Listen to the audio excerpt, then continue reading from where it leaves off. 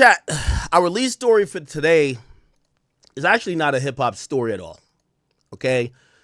It is actually a world story that is currently breaking. There is a drug cartel leader out of Mexico that was assassinated today. It's caused a ripple effect in the entire neighboring country of the United States, which is Mexico.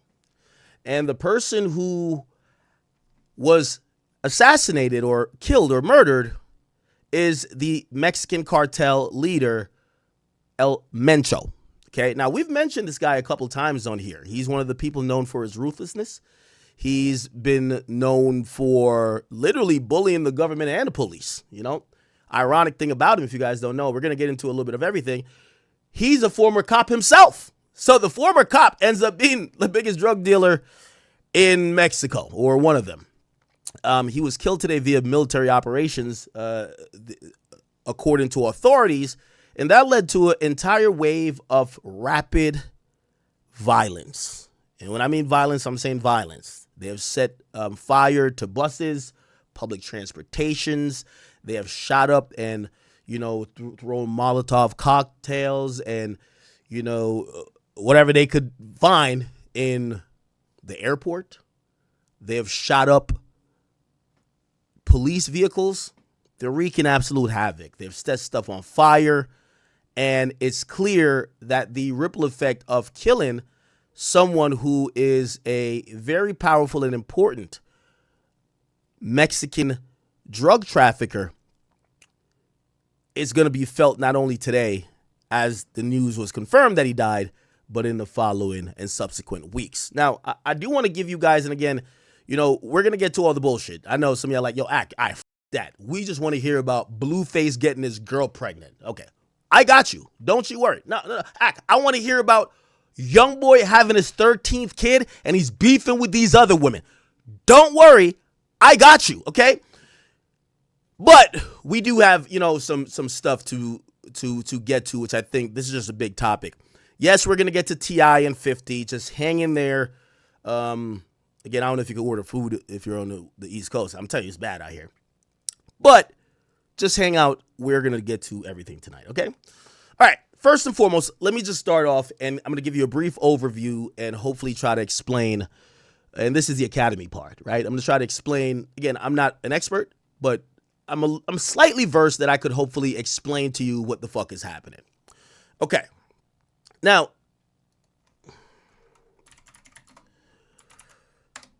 okay.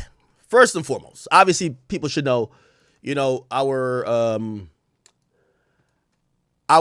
natural landmass neighbor is Mexico. Well, if you guys don't know, Mexico is a really interesting place. Obviously, we've been going through some stuff as the United States when it comes to like illegal immigration and stuff like that with them. However, I'm going to try to give you like a history. It's not the full history, but the history that you should know that we could keep the story moving. Okay.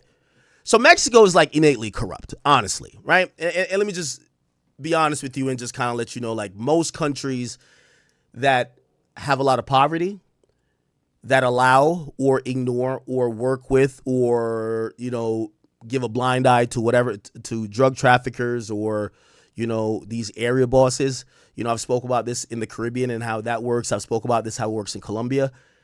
It's innately corrupt. You have politicians who essentially, they're not with drug trafficking, but they might look like, the best way to explain Mexico, it's not like they are anti-drug trafficking.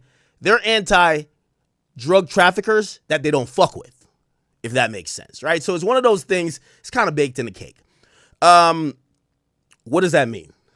The real quick abridged history, and again, I apologize to any Mexicans who will say, "Ak, you're getting this wrong." But historically, since the 30s, like 1930s, there has been the cartels, right? And the cartel is like a gang, right? So there's been cartels in Mexico. And that is, you know, the first thing they were, you know, involved in trafficking, right? Was alcohol, right? I mean, obviously, when you go back to the 30s, the United States, there's a prohibition and all that type of stuff. But if you go back in Mexico, the first cartels was dealing with alcohol. Later on, it kind of trumps up to other stuff and eventually gets to marijuana. Also, it becomes like a intermediary place for cocaina, or that white, to get from like South America to the United States. Okay, so there's a few cartels you should probably know, right? I think some of the first ones that I I'm familiar with is that there's the Gulf Cartel, and I'll just kind of Google some of these things. So the Gulf Cartel, one of the longest running cartel organizations. I believe they were operating, as you can see from here, it says from the 1930s. Okay, you have the Gulf Cartel. You have what else? I think I even wrote some of this shit down to make sure I'm a little bit accurate on what the fuck I'm talking about. You got a Gulf Cartel, Tijuana Cartel. You have Sinaloa Cartel. That's where El Chapo is from. You have what else? Jalisco. Okay, give me 1 second. Make sure I'm getting all this shit right. You have the Mencho Cartel. You have it's a bunch of like different cartels that's just basically different regions. Now the idea here, and you don't have to get too much into it, is that the way how Mexico works, because it's a really impoverished place, is that drug traffickers get more power than the government officials that rule those places, because they could provide more resources. Okay, so they come up with this term, like how niggas in the hood would say their block or their hood or whatever. They come up with like La Plaza, right? So every like poor place that's connected to like a town basically becomes and turns into the hood for like some cartel that becomes very big, especially near that border of Mexico and the United States. Okay, so, let me just look at it. If you look at the map, right? Oh my God. Let's see if we can make this a little bit bigger. Sorry, chat. And again, I know some of y'all might be like, okay, I like to be a little bit in depth here. Okay, well, let me expand it. All right, bet. Cool. I got it. Can we do this? No. Can we do this? Yeah, I think so. Holy shit. It's like it wants me to buy a map. Okay. Jesus Christ. Oh my God, I can't even pull up a map. All right, anyway, the point is, and you'll see, like, all of these, like, so right here is where the United States would be. The idea is drug traffickers are trying to get drugs into the United States.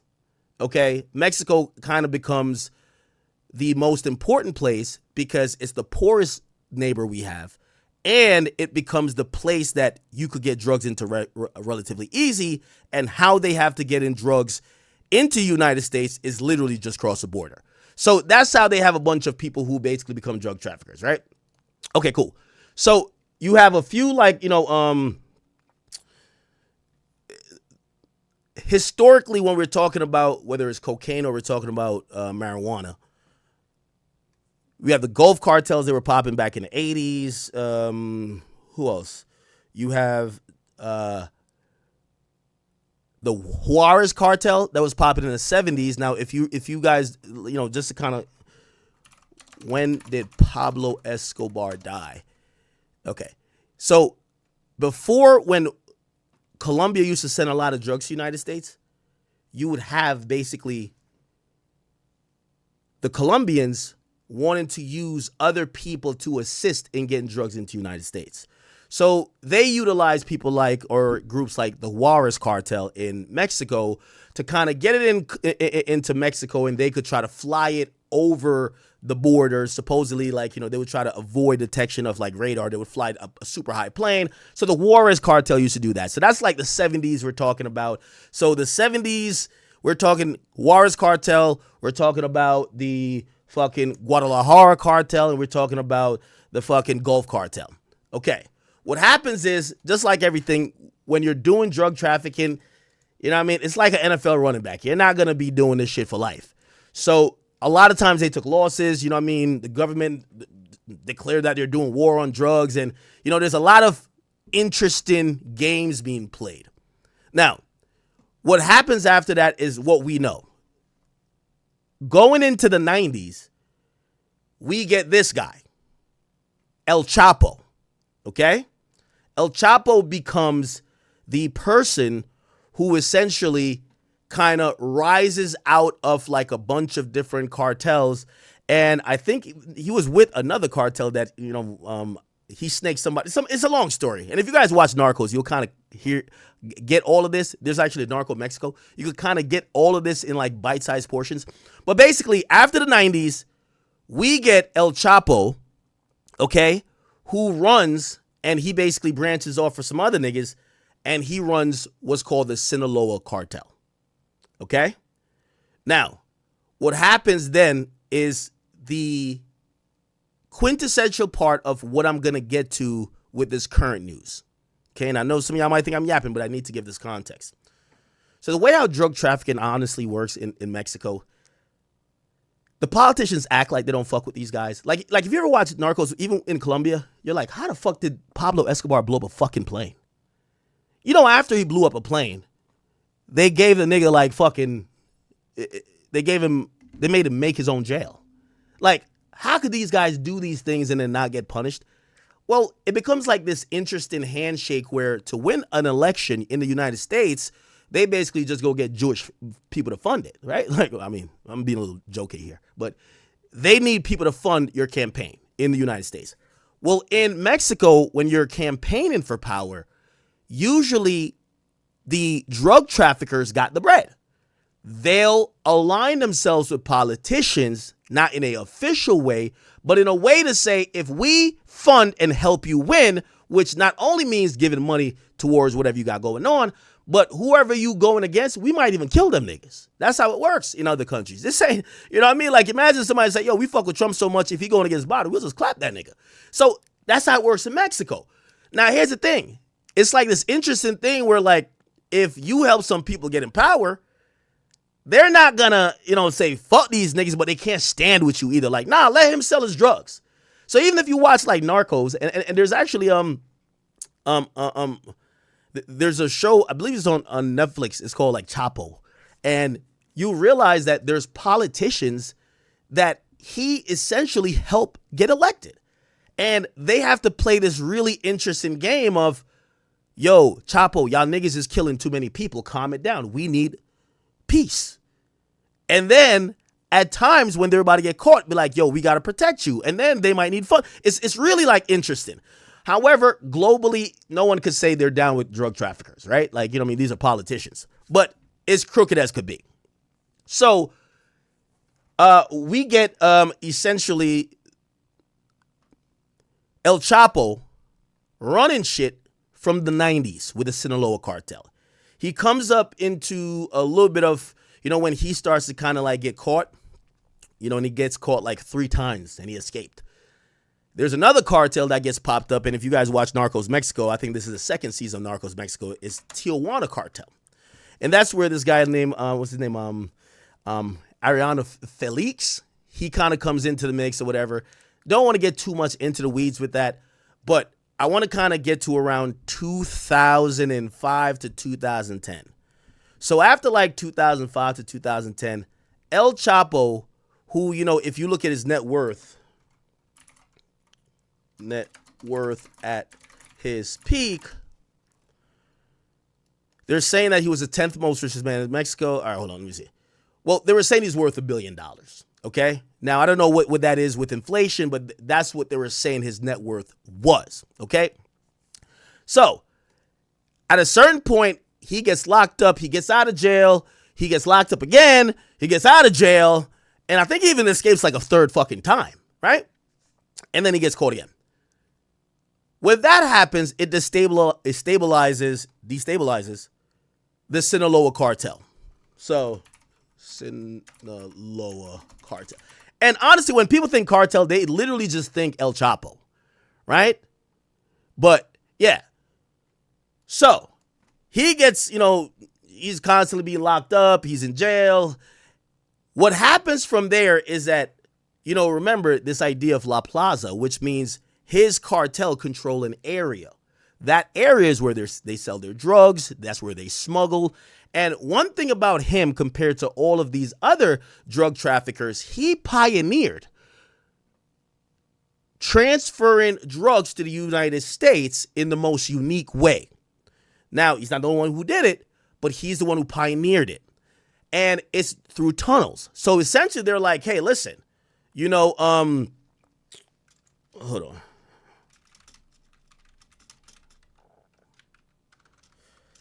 So basically they looked at it like this, right? And I don't know. Map of Mexico. Let's look at a map of Mexico. Okay, cool. Here we go. I just want to show you some shit that makes sense. Okay. All right. So, Sinaloa's over here. Essentially what they did, they basically said, yo, we just need to get the drugs from Mexico to over here. They buy a bunch of properties by the border, and they fucking dig a bunch of tunnels. They go under this fucking line, and which is literally how they did it. And they deliver a bunch of drugs into San Diego or around here and over here, okay? Like basically all over here. So they dig a tunnel. Some of these tunnels are a couple miles long, but it's like houses that are in Mexico. They would go over here and whatever. Now, they're not only doing that, they're still trafficking drugs within their territory, which is Sinaloa. Okay. So that's how this guy kind of like, he kind of redefines like how they're fucking smuggling drugs. They kind of get him caught up. And when they get him caught up, his sons have to take over. So his sons, if your dad's a drug trafficker, you're a drug trafficker. It's Mexico. Like, you're not going to like, oh, I'm being a doctor. Like, fuck out of here. Like, you're a drug trafficker too. He has a bunch of sons. So when he gets locked up, they create something called Los Chapitos. And remember, he keeps getting locked up because he's seen as Mexico's most wanted drug dealer, right? So they create what's called Los Chapitos, right? This is probably good for me to look at it right here. It's like a little thingy. Here we go. Oh, my God. There's like a little... Okay, good. So, yeah. So, Los Chapitos, which is El Chapo's son. So, this is the dad. And, you got to imagine. Imagine if you're a drug trafficker and you only have daughters. Oh, my God. So, all the sons are drug traffickers, right? Okay. Some interesting shit happens, but this is kind of now, after 2005 to 2010, this is like 2010 on. I believe this nigga name is Oviedo. His name is El Raton or some shit like that. And I believe this one is, he's either a junior or something like that. We'll get more to him in 2 seconds. But essentially, these are his sons that take the Sinaloa cartel, which people thought was the most powerful cartel, at least globally recognized cartel from Mexico. They thought Sinaloa was the most powerful. So they create like a faction, Los Chapitos. Okay? Now, his sons, respectfully, his sons is like, respectfully. His sons, with the exception of this guy right here, like, respectfully. So this one right here, Demon. He's, you ever look at a kid and be like, oh, you your daddy's son. That's him right here. The rest of these guys, they're Bronny James. Respectfully. I got to keep it a bean. Well, this nigga, Bronny James. Okay? Got to keep it a bean. Now, what does that mean? This guy takes the ruthlessness and the lawlessness from his father. He kind of uses their wealth and they continues with drug trafficking, and he builds up Los Chapitos to kind of mimic and be like the official arm of what his father was doing. Now, his father's locked up at that point, right? These niggas right here, like, yeah, they're kind of doing business stuff. They're all involved, but it's like, they ain't really about that life like that, okay? Okay. Now, what happens is because El Chapo gets out the way, it's basically like, you watch Wire? It's like when Avon gets locked up.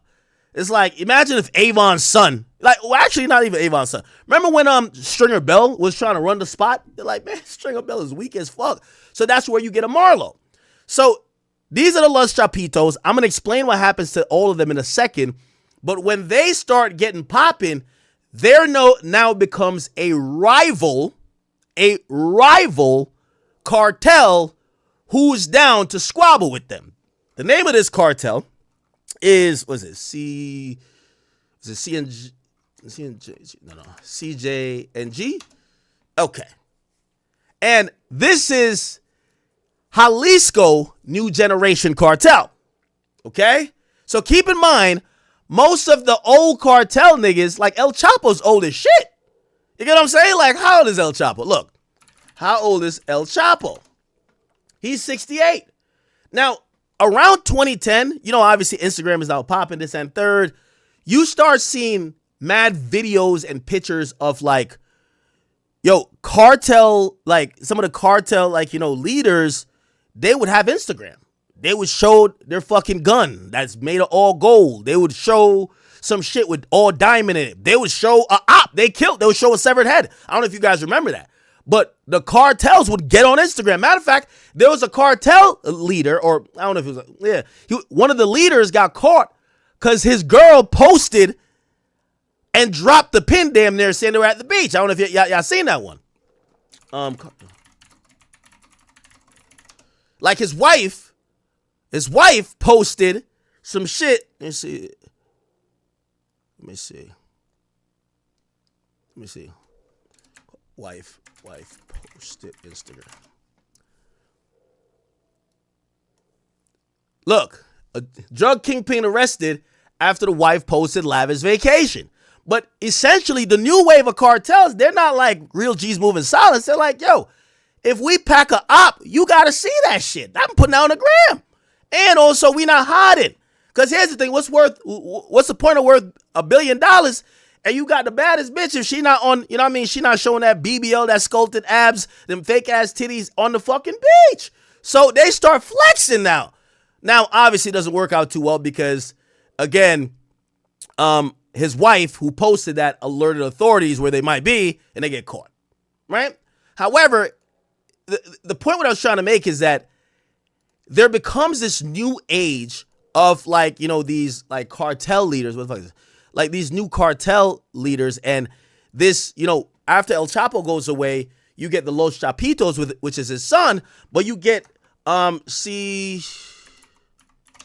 you get Jalisco New Generation Cartel, and they begin to do something that's really like super unique.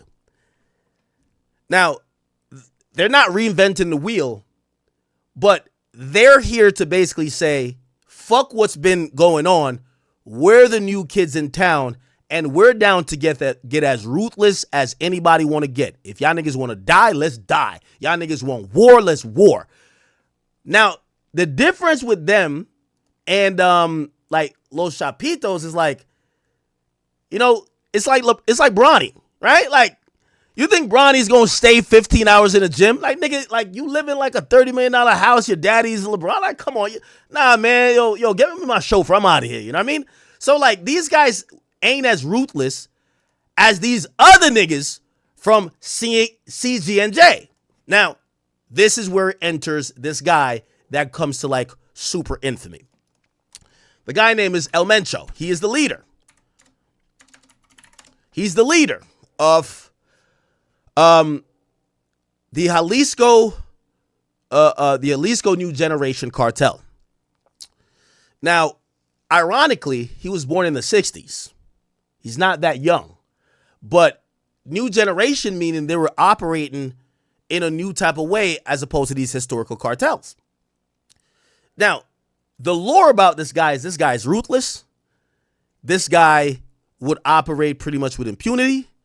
And he basically had police officers, he had government, and everybody shook to basically tell him, cut it out.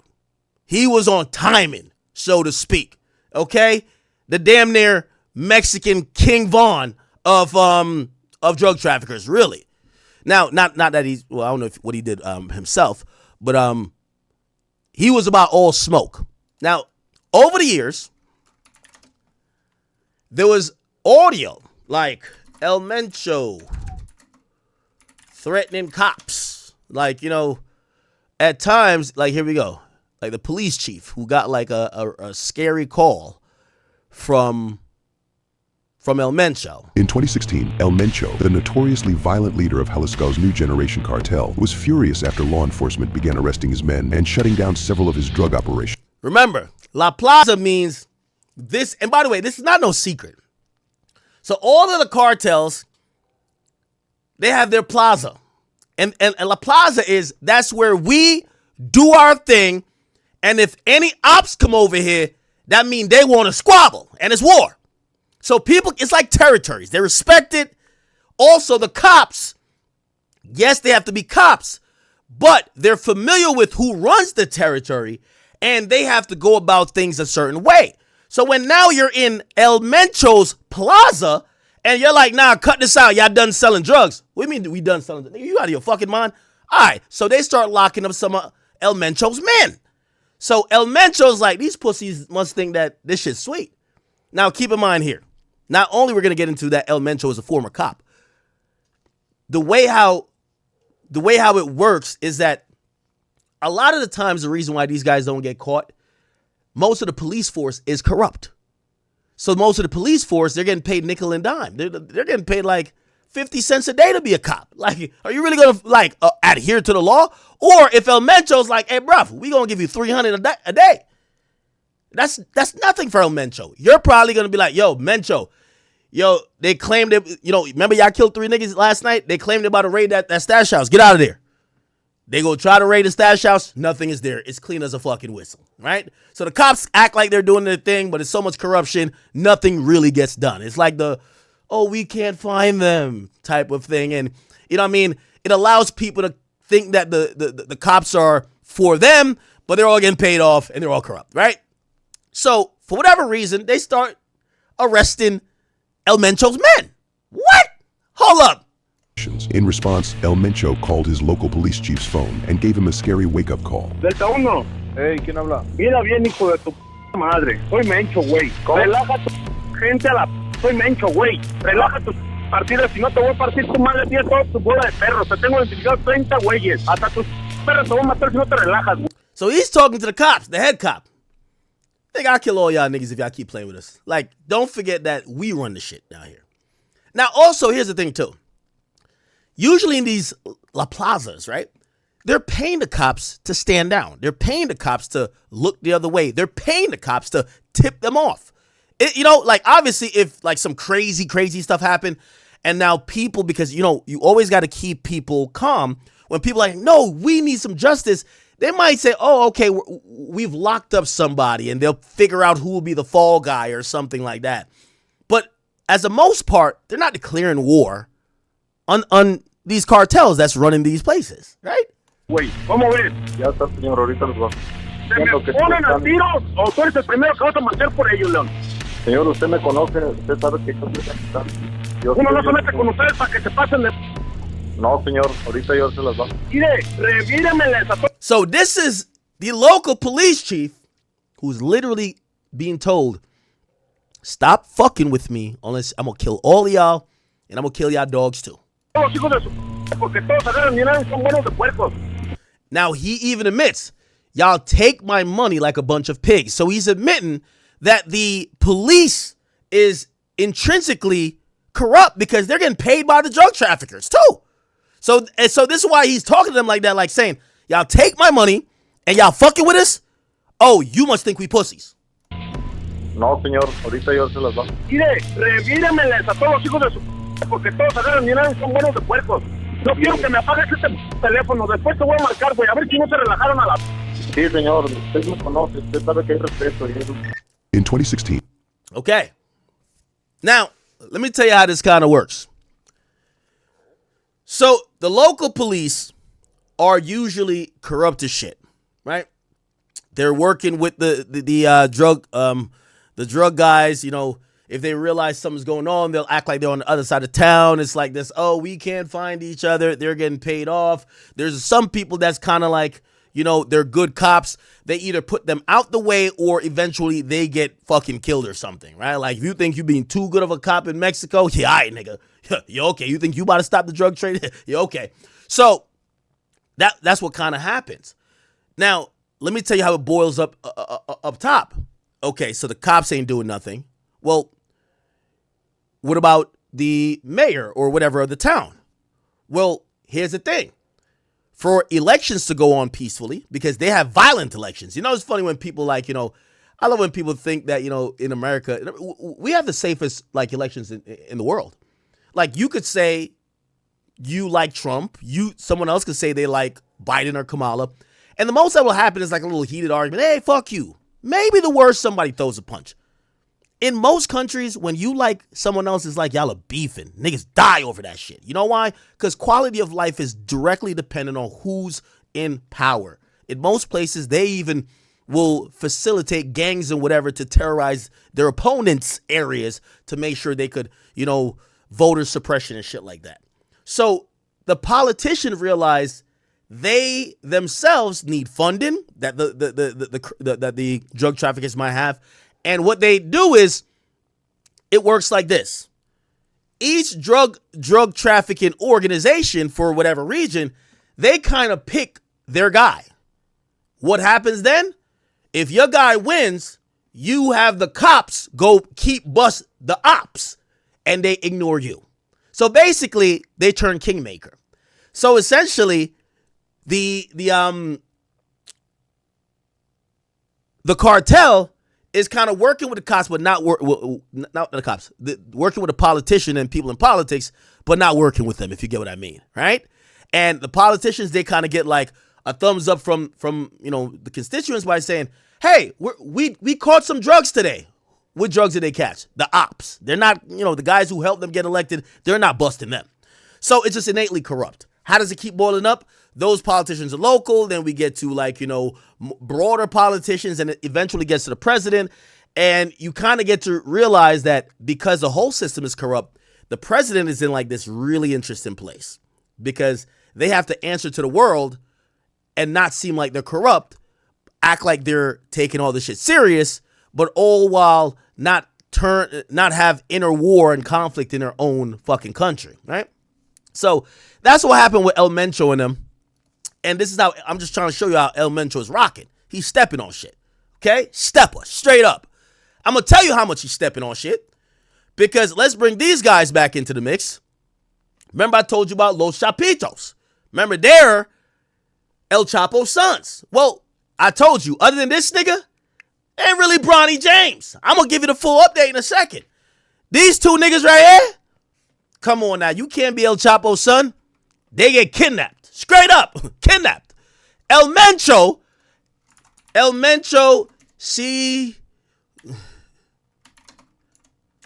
kidnaps El Chapo's sons. They kidnapped, in 2016, I believe, they kidnapped two of El Chapo's sons. Okay? Two of El Chapo's sons got kidnapped from a restaurant. They over here, yo, them niggas is eating chips and guac. Like, hold up, bro. Yo, you a drug trafficker. They eating chips and guac. It's wartime. Your daddy locked up, right? You supposedly, you see, that's what my man Pusha said. Your daddy a killer, but you not. You just like Ronnie James. They're eating chips and guac out like it's cool. I bet. Kidnap them niggas. So now you El Chapo sons, they get kidnapped, okay? Now, they get kidnapped, and here's the thing. They were in the ops territory. Didn't I say CJNG, right, is El Mencho's joint, but they run Jalisco. They go to a restaurant in Jalisco. What you think this is, nigga? Say less, nigga? You think this is Nobu, nigga? What you think this is, nigga? So they over there like, you know what I mean, like they think they having a chopped cheese, like, you know what I mean, the Aki way. Nah, nigga, come here. So they get kidnapped. Bad look. Bad look. The daddy was a killer. Now you got the sons getting kidnapped, thrown into the trunk, you know what I mean, like crazy. Now, that was really a show of power. There was negotiations had this, and third, they released the sons unharmed after secret negotiations. So now, remember, El Chapo is on the run. He can't really pop out. He's like, is the Chapitos doing all the stuff? He gets caught. So El Chapo broke out. Remember, he broke out from that prison where he was taking a shower. Like, y'all remember that one video? El Chapo break out of prison. It was this shit right here. Where's it at? There's a surveillance camera of it. The nigga was on 24-hour surveillance, right? And literally just dipped. And look, there's an electronic device on a bedside table. Nigga got his phone. Yo, the nigga had an iPhone 19, bro. This is 2016, gang. But no, 2015. He had an iPhone 19 in prison. Look, gangster. An electronic device on a Gangster. bedside table. Oh, yeah. Possibly an iPhone or iPad. Come on, it's El Chapo, nigga. The fuck is you talking about? The fuck is you talking about? Like, yo, my boy got an iPad in jail, gang. Like, yo, Dirk just getting the Apple Watch? Yo, my boy had the whole shebang in jail. This is El Chapo. All right, so he got his shit. He was probably watching my videos on Chirac back in the day saying, damn, I wish I had a nigga to kind of like do this, you know what I mean, for us over here, you know what I mean? But he's calling. Maybe how he communicated with the guys who broke him out. Maybe how we communicated? Of course how we communicated. The nigga had a cell phone. He sits on his bunk and removes the ankle monitor that's supposed to track his movements. Got a little weak-ass ankle monitor. How you locked up in a cell with the ankle monitor? He ain't even cut it off. Just unbuckle that shit. Stole that shit, nigga. Get that shit out of here. I'm out of here, man. Nigga, I'm not staying locked up in here for too long. I'm out, man. Fuck that. I'm El Chapo, nigga. Then he goes back to the shower, ducks down, and in the blink of an eye, he's gone. I'm out of there. They dug his ass a tunnel, couple miles long. When he goes down the tunnel, there's a bike. Look, this is the tunnel they dug. Broke that nigga out of jail, man. Real nigga shit. Feel me? I want to show y'all the bike. So, yo, his shit was so lit. They're like, yo, we can't have El Chapo walk miles in the tunnel. They put that nigga on a bike, gang. Look at the elaborate escape tunnel that's Look, almost a mile long. This shit is vented, everything, man. I ain't gonna lie. One thing about Mexicans, man, they show could build. Check out the modified motorcycle on rails that El Chapo used for a speedy getaway. Yeah. One other thing. Notice in the surveillance video, he has a full head of hair and a mustache. So those photos of him riding in a private plane and enjoying a beer released after his escape could very well be real. Okay.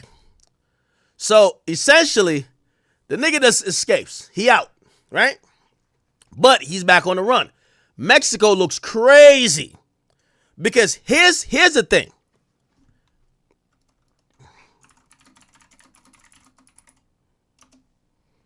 Okay. Now, here's the thing. Mexico wants to not be seen like a third world country. Let me tell you how America treats a third world country. We just take they shit. Yo, Venezuela, shut the fuck up, nigga. We just kidnapped your president. Fuck out of here. Yo, we gonna pick your leader too. That's how America. Yo, I know we be like over there like talking about like Russia bad. Nigga, we worse. Real talk. Fuck all that. Venezuela, fuck y'all niggas, man. We don't care what y'all don't got no opinions. No more. We run shit. We kidnapped your president. New president time, nigga. Fuck that.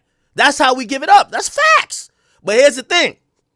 We'll act like we fuck with you if you show us that you can handle your business.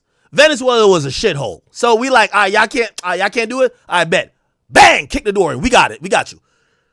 Mexico, no, we really ready to go do that. Like, we really on that with them.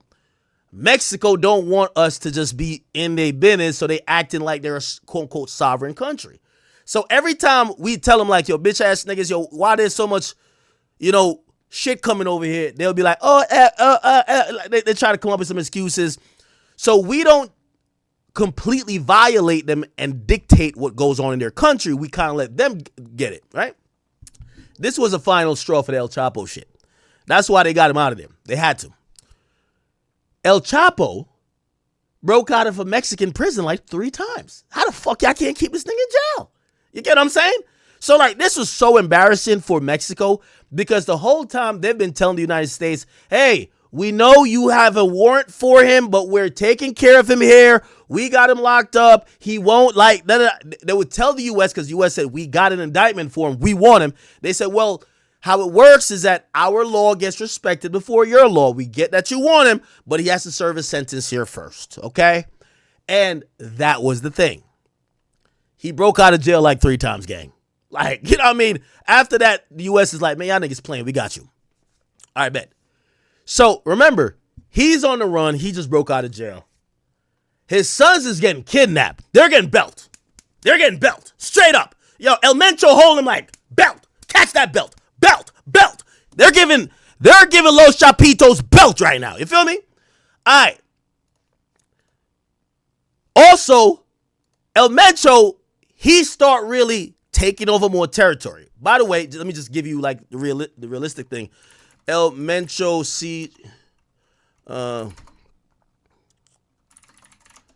reportedly, you're going to see, they're saying that, hey, listen, his gang or his cartel was getting a revenue of $8 billion from cocaine and $4 billion from methamphetamines. Essentially, what they're saying that they actually estimate that there was $20 billion in revenue coming in yearly from his group. Okay? So it's very, they're the big dogs. Yes, Sinaloa Cartel because of El Chapo, we hear about him. But El Mencho, that's the demon, okay? He's down to clap, like he give Pablo Escobar energy. You know how Pablo Escobar was blowing up planes? Pablo Escobar like, all right, let's murder this nigga. Like, he don't give a fuck. He was on that type of time. And I gotta show you this video because you might be like, yeah, how they let this nigga get away with this shit? Well, not only was he popping it, he was showing he was down with it. Now, this is the old video. I gotta let you know. But he don't got a bunch of just like, you ever see like a video? I don't know if you ever seen a video where like it's like U.S. soldiers versus Afghanistan. Yo, brother, this is how the war in Afghanistan went, man. It's niggas in like ripped t-shirts, just running around with an AK-47 with 4 in the clip, my nigga. They don't got nothing going on. They broke his shit, my nigga. Ribs touching them niggas. Yo, bro, I'm telling you, like, to keep a real nigga, we could have sent, like, low-key, nigga, we could have really sent, like, bruv, I ain't gonna cap with you. Like, we could have just sent, like, O-Block over there to take the whole Afghanistan. Like, Afghanistan ain't on shit, man. Like, they ain't on nothing. Broke as hell. They got oil beneath them. They don't even know what to do with it. Like, them niggas is stupid. So, really, we probably took over, like, Afghanistan a place you take over in, like, 30 minutes. It's over. Pakistan, like, they're a little bit better, but, like, yo, we slap shit out of them, too. Facts. Them cartel niggas, they getting that guap. You feel me? Now, by the way, let me just correct some of the shit about this Middle East. There's certain groups that they was getting some money, too. So they would get their planes, they would rob some, like, they would do some shit, but, like, man, when you were here and we fighting a war in Afghanistan, man, you ever see somebody, bro, they're not fighting no real soldiers, nigga. It's a bunch of bum-ass niggas with, like, fucking Jesus sandals running out with, like, like, man, a sniper killed that nigga from 3 miles away, man. Bam! Out of here. Get that nigga out of here, man. Yo, Rondo number 9 go over there, boom, blow the whole Afghanistan. That shit's over, nigga. Chief Keef was down to blow up New Jersey. He could definitely blow up Afghanistan. What the fuck? Bro, them niggas got mountains and shit. Like, I ain't got time for that shit. Anyway, let's get back to, like, El Mencho. Real nigga shit, right? El Mencho, they making billions a year. Bruv, they not only had drug dealers, foot soldiers, nigga, they had a paramilitary force themselves. Nigga, look how they was coming. Look at it.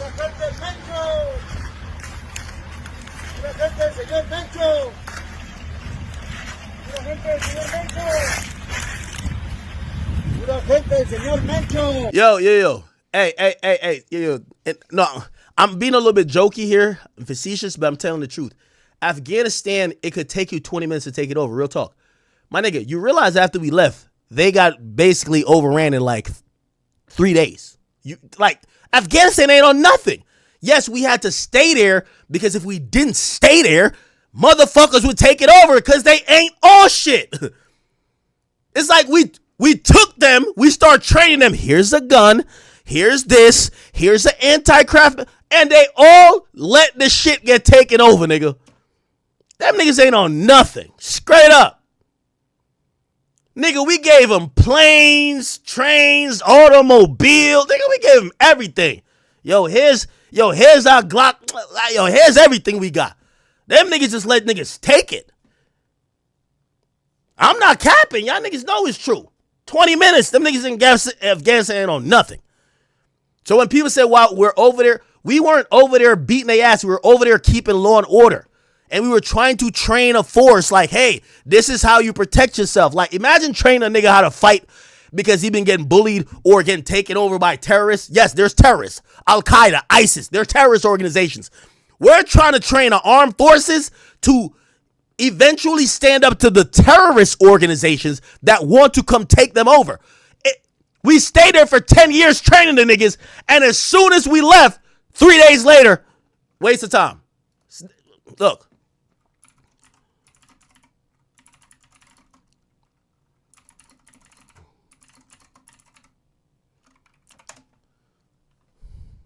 Yes, the Taliban swiftly took it over, immediately following U.S.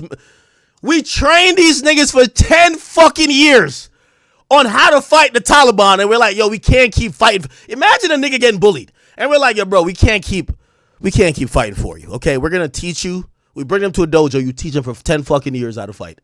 And the moment you said, all right, this is the last, you have graduated from the fighting, from the teaching, we're out. 3 days later, they get their ass kicked again. Lost fucking cause, man. I see why we say, yo, let's mind our fucking business, man.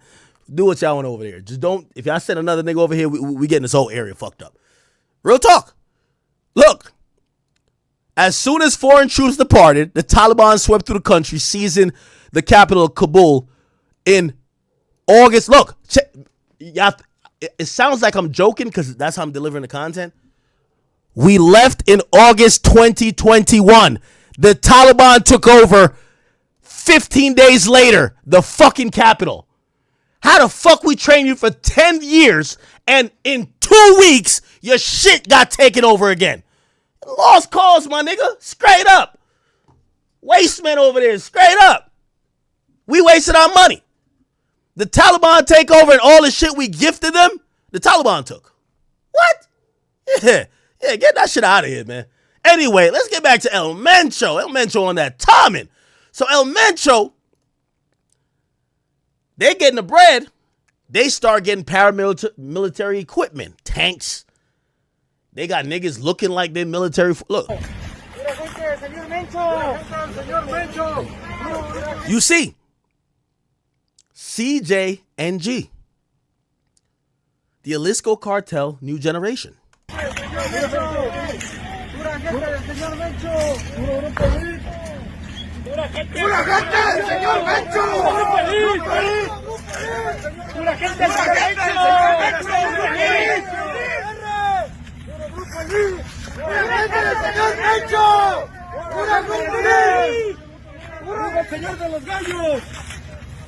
So the point of me showing this video is just kind of showing that, like, when we're not talking about a bunch of bum ass dudes in chancletas running out talking about Allahu Akbar and all that shit, man. Get out of here, nigga. Like, yo, that's why I think he's getting sniped from 300 yards, man. Like, we talking about in Mexico, they got niggas equipped like the armed forces. Nigga, this look like they're more equipped than probably the fucking military in goddamn the military in Mexico. Pinche 20, a ver si muy verga te topas con nosotros. Ahí tengo desamarrados los perros, culero. See? So like Afghanistan, yo, I could send O Block or 63rd. They'll take over the whole Afghanistan. Straight up. Straight up.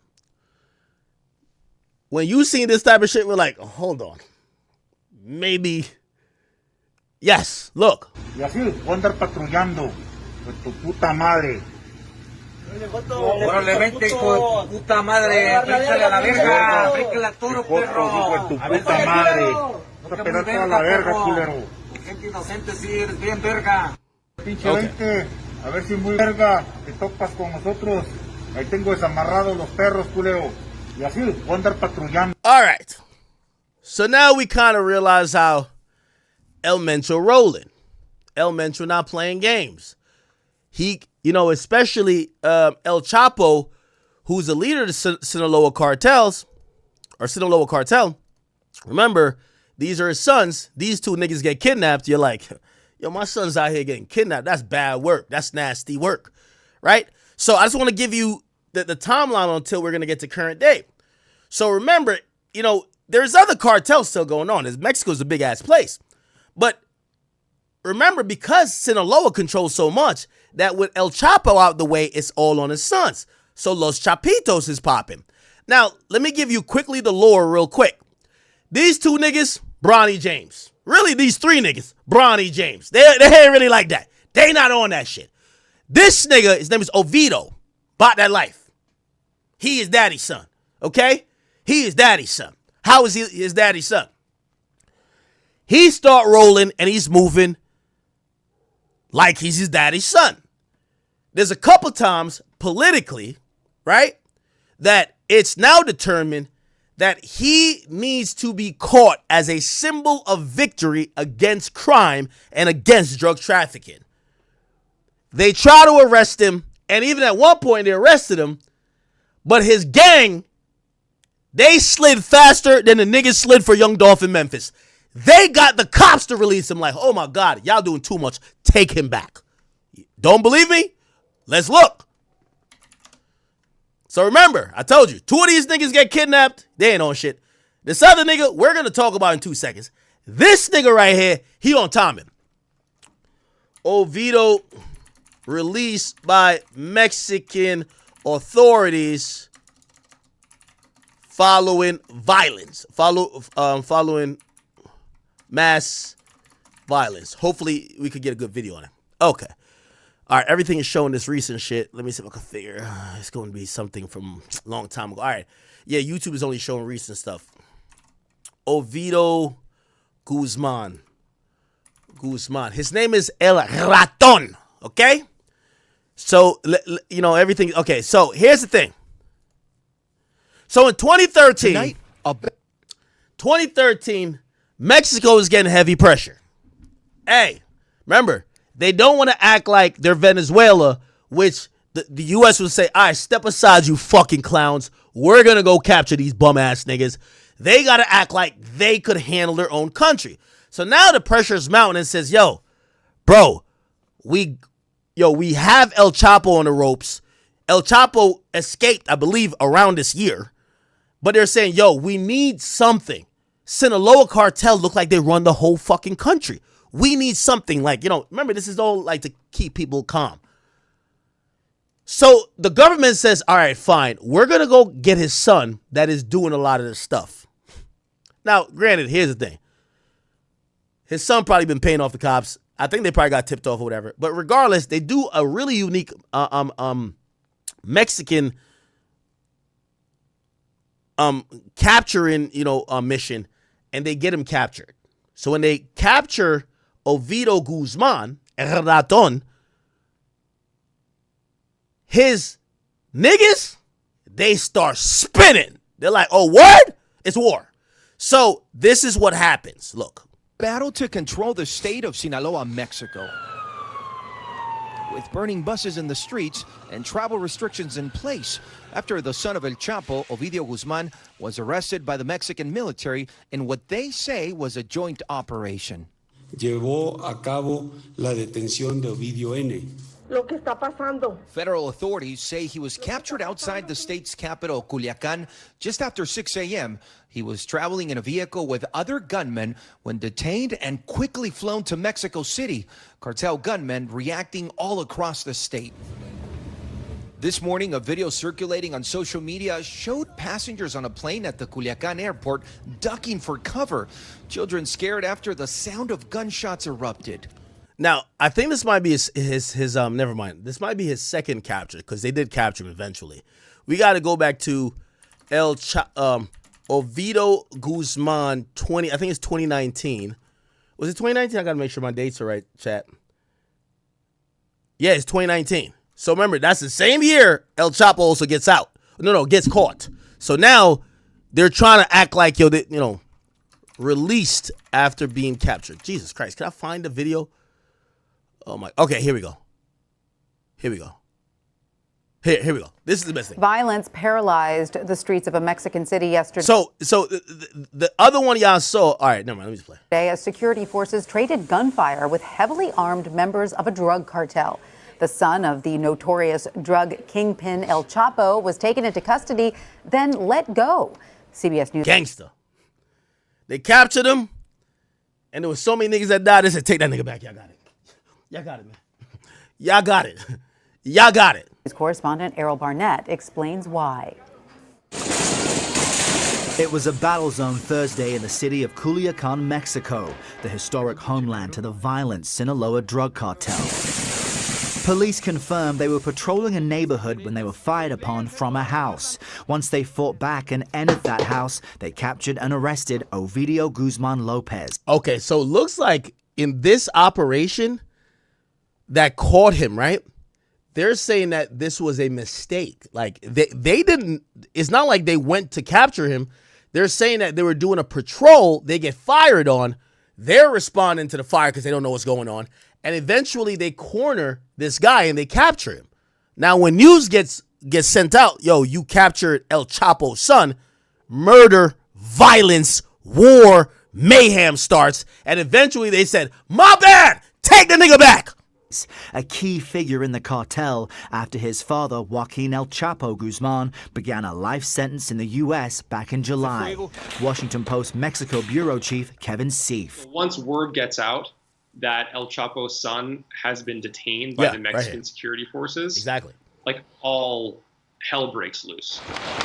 Police appeared to be outgunned by drug cartel forces as civilians ran for safety. Cartel members setting vehicles on fire to block roads, preventing security forces from maneuvering as men with heavy machine guns opened fire. I don't think we've really seen anything like this on this scale in Mexico, maybe ever. Mexico's own security forces don't have the ability to defeat a cartel with, all the gun power that... Yo, yeah, y'all gotta see how the Mexican police look like Paul Blart. Like, real talk. Remember, you getting 50 cents a day. The Mexican police, this is how the Mexican police is coming. Real talk. The niggas who try to lock up El Mencho, this is them right here. Right there. That's the nigga who thought he was gonna get, no, not El Mencho, who thought he was gonna get El Raton. Okay? The guy who thought he was gonna get El Chapo's son. He ain't on shit. You feel me? This ain't the military. This is like some Dunkin' Donuts cops. Feel me? The Mexican military has, the Mexican police. To stem the violence, Mexican security officials were you see this? Forced to release Guzman. It's just... So they got forced to release the guy. Such a remarkable embarrassment for the Mexican government. El Chapo's escape from prison probably would go at the top of that list, and this is probably just after that.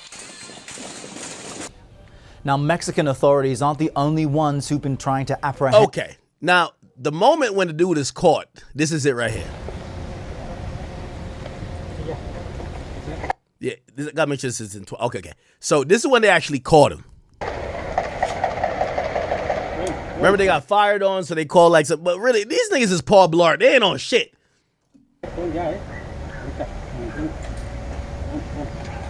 You gonna see El Chapo's son, Ovidio El Raton. He walks out. You ever seen a nigga like cheesing in his mugshot like he got bail money? That's what happened. He walks out like, oh, y'all ain't know what y'all fucking did. Okay, y'all got me. All right, y'all all about finna die. Watch. Look. Here we go. Yeah, because he surrendered. And they said, Guzman, so that's El Raton, Ovidio Guzman, he's seen surrender to authorities who ask him to make a phone call. And, put it like this. If you got to arrest a nigga and beg him to call other niggas to stop killing y'all, I don't think you're arresting him, right? If you're arrested, look, Guzman is seen surrendering to authorities who ask him to make a phone call to a cartel associate to ask the fighters to stand down. Look.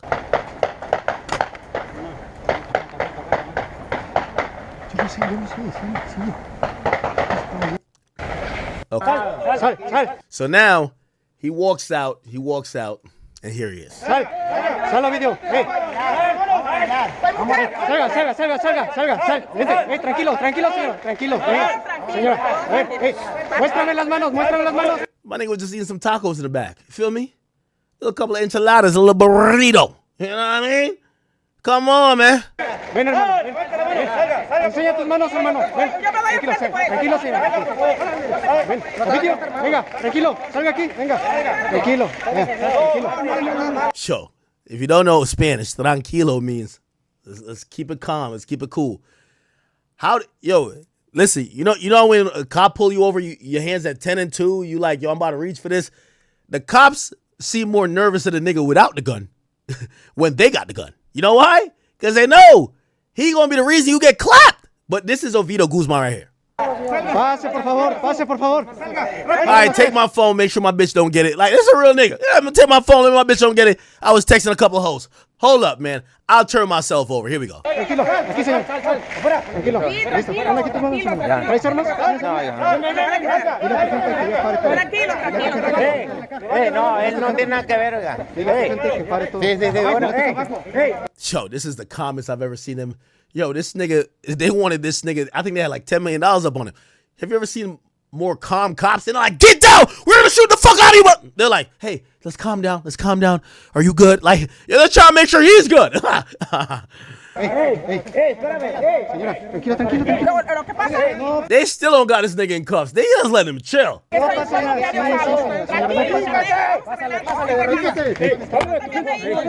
le estoy diciendo. Dile a tu gente que pare todo. Just doing a search. Calm down. Háblale a tu gente que pare todo. Listo, ya. No va a pasar nada, tranquila. Tranquila, señora. Yo, the craziest part about it, you see this woman right here? I guess she's maybe a mother or like some relative. Nigga, she grabs the gun to pull it down. Like, hold on, don't shoot nobody up over here. Yo, these cops, you know they ain't on shit. Look, right here.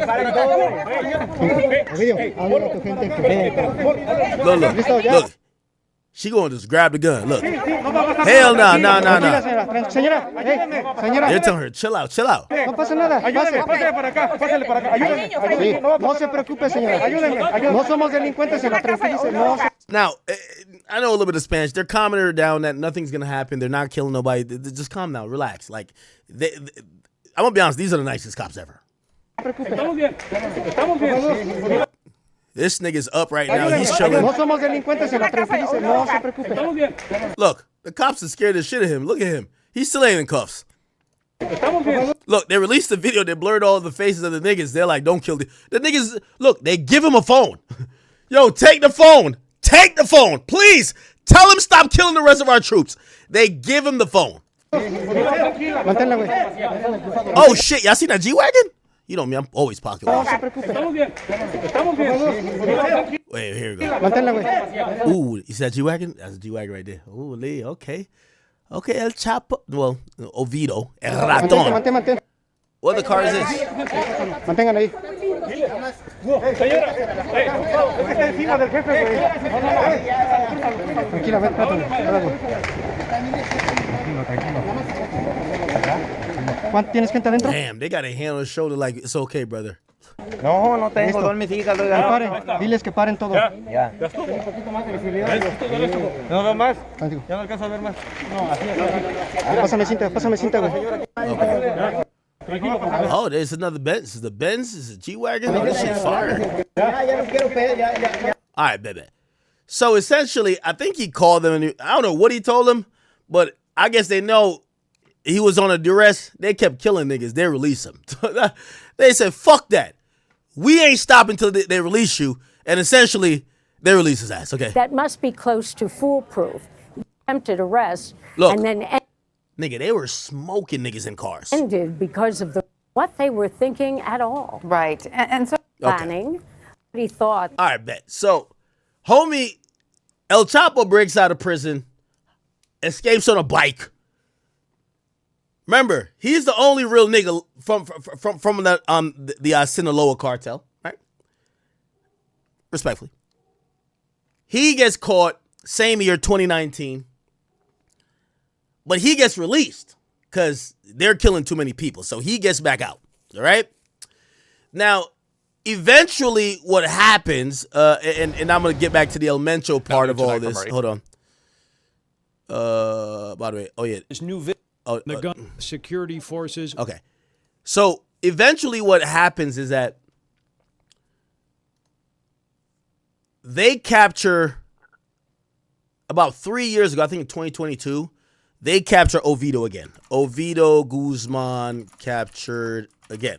Now, this time when he's captured in 2023, but he's captured in a raid that is associated with the U.S. So Tonight, it's the U.S. that kind of helped do cartel. The cartel retaliation was so okay. that things that So they retaliated, but he did not get released again. Okay, let me give you.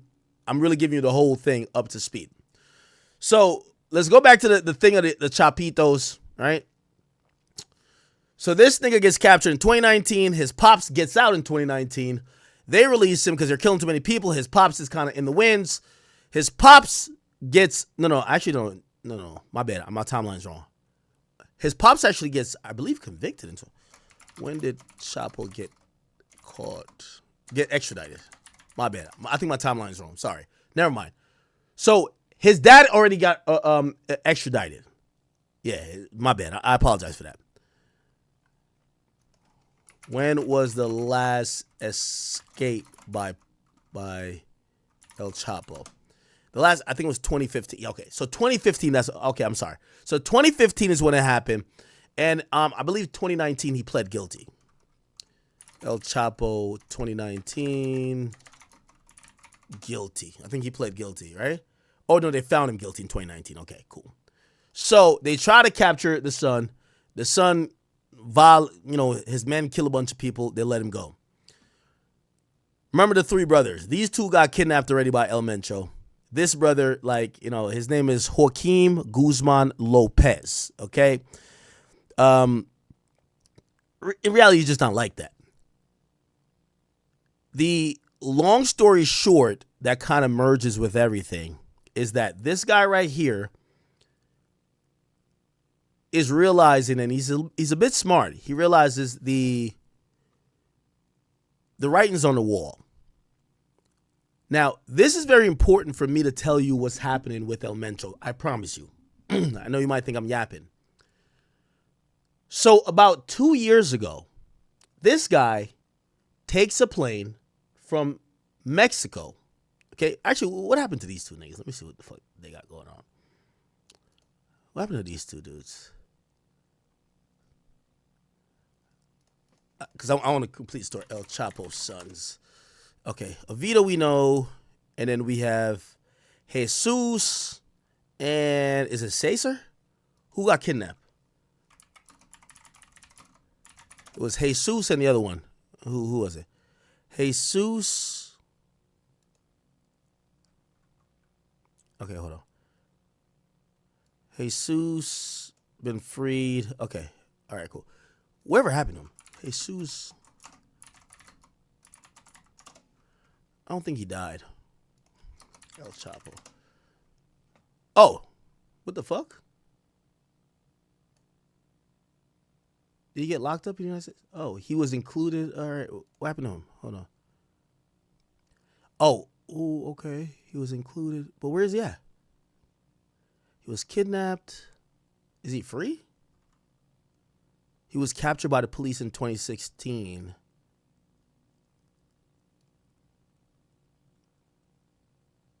Oh, so they were captured.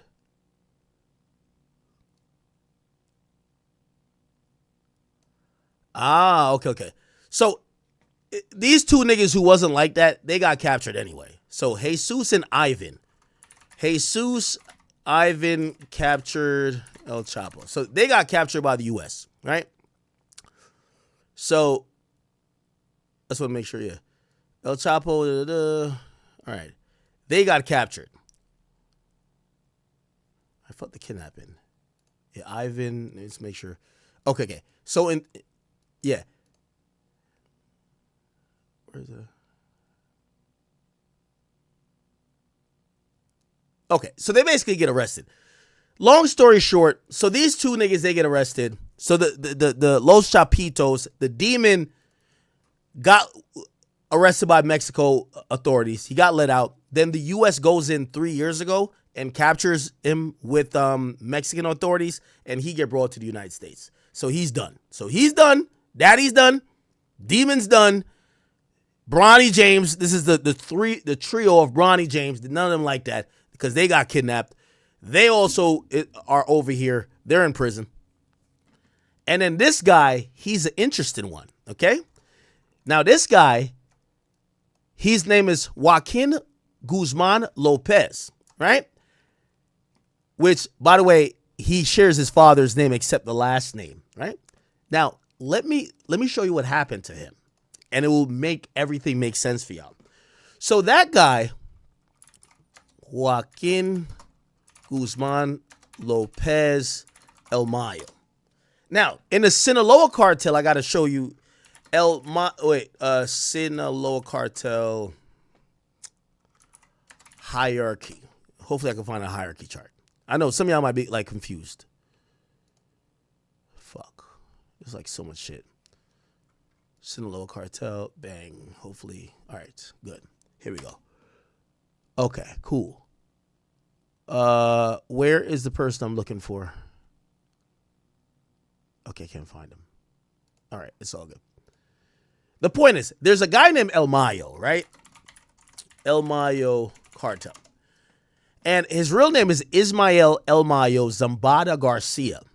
And he was one of the top leaders of the Sinaloa cartel. So he's kind of like, El Chapo was here, but he's like here, right? Now, remember, El Chapo's son is getting bailed, right? They're getting bailed from El Mencho's people. And then the government, because now you've caught El Chapo, you want to act like you're winning the war on drugs by capturing everybody from his family. They get the other two who already got kidnapped. They ain't on shit. And then what's left is this guy named Joaquin Guzman Lopez, which is a son that I've shown you here. Wait, don't tell me I took it off. What the fuck? Oh, shit. El Chapo's sons. Yeah, which is this guy. This guy right here, I believe. No, it's this guy. They allow him, right? Or not allow him. This is like a really interesting thing. He basically takes a plane and flies into the United States and gets picked up by a DA, which is like, it's ridiculous. And nobody really knows what's behind it, but it's a really important part of the story. So the remaining son of El Chapo, who I consider and I call Bronny James, okay? Turning down to 4 sons. Oh my God, fuck. Wait, how could I go back to that? I call this nigga Bronny James. Copy image address. My bad. So remember, this nigga, Demon. These two over here, these two over here, and Jesus, they ain't on shit. There's actually, well, which one's Jesus? Maybe it's him. I don't know. This nigga right here, he's the interesting one, right? Because these two got kidnapped. This nigga's interesting. He takes a plane from Mexico, and the plane lands, it's a private plane. It lands in the United States. When they walk out of the plane, the DEA is there. Now, it's odd. If you're a drug trafficker, why would you take a plane into the place that has an arrest warrant and an indictment for you? Now, the interesting part is he didn't take a plane by himself. He took a plane. Is that a fake picture? Somebody says a fake picture. Yo, he takes a plane with another drug trafficker. The drug trafficker that he takes a plane with is a nigga named El Mayo. Now, hopefully I can find a quick video on this Guzman Lopez, El Mayo, that explains it maybe in like 3 minutes. Okay. And after this, I'm going to tell you the whole El Mencho thing now, because now we're at El Mencho, okay? Here we go. Legendary cartel boss was ambushed, drugged, and flown to U.S., according to plea deal with El Chapo's son. Armed men entered through a window to... All right, this don't sound entertaining, bro. Like, Jesus Christ, if you're going to make a video, make it fucking entertaining, bro.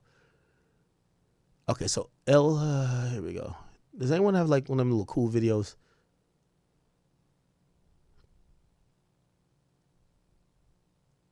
Okay, here we go. Inside his arrest? Okay, here we go. World. On Thursday, July 25th, 2024, a Beechcraft Super King Air 250 made a surprise. So this is the fucking plane. So drug dealers who's wanted by the U.S. the most, they're in Mexico and they fly to the United States. Huh? Landing at Doña Ana County. Yeah, that's like Bin Laden going to, Bin Laden just going to like the Pentagon headquarters like, yo, what's up with y'all niggas? Yo, y'all niggas got any, y'all niggas got any sugar? They be like, nigga, ain't you Bin Laden? What the fuck? What the hell? So like, that's his equivalent of what it is. Airport in New Mexico, just 20 miles from El Paso, Texas. On board were the pilot and 2 passengers. One of them was one of the most wanted criminals on earth. 76-year-old. So there's a 76-year-old nigga named El Mayo. Hoping that's not a thing tonight, chat. So the power went out. I apologize to you guys for that. But I got to now think of a few things that you do know. Number one, I have 4 Rottweilers. And if there's a power issue tonight, number one, it's freezing cold. So there's no way, so I got to figure out, I'm going to have to pack all the dogs in a Lambo, man. We going somewhere. I don't even think you could drive on the roads. They better keep this motherfucking thing. You know what I mean? Holy shit. I never thought about it like that. God damn. So yeah, the power went out for a little bit, but it went out and came right back. Now I'm realizing, I'm like, shit, if the power goes out, remember, we need heat, not just power. And heat is going to be working off of power. Wow. I know my dogs upstairs like, what the fuck is going on? Anyway. All right. Somebody said Jim Jones coming through the chimney.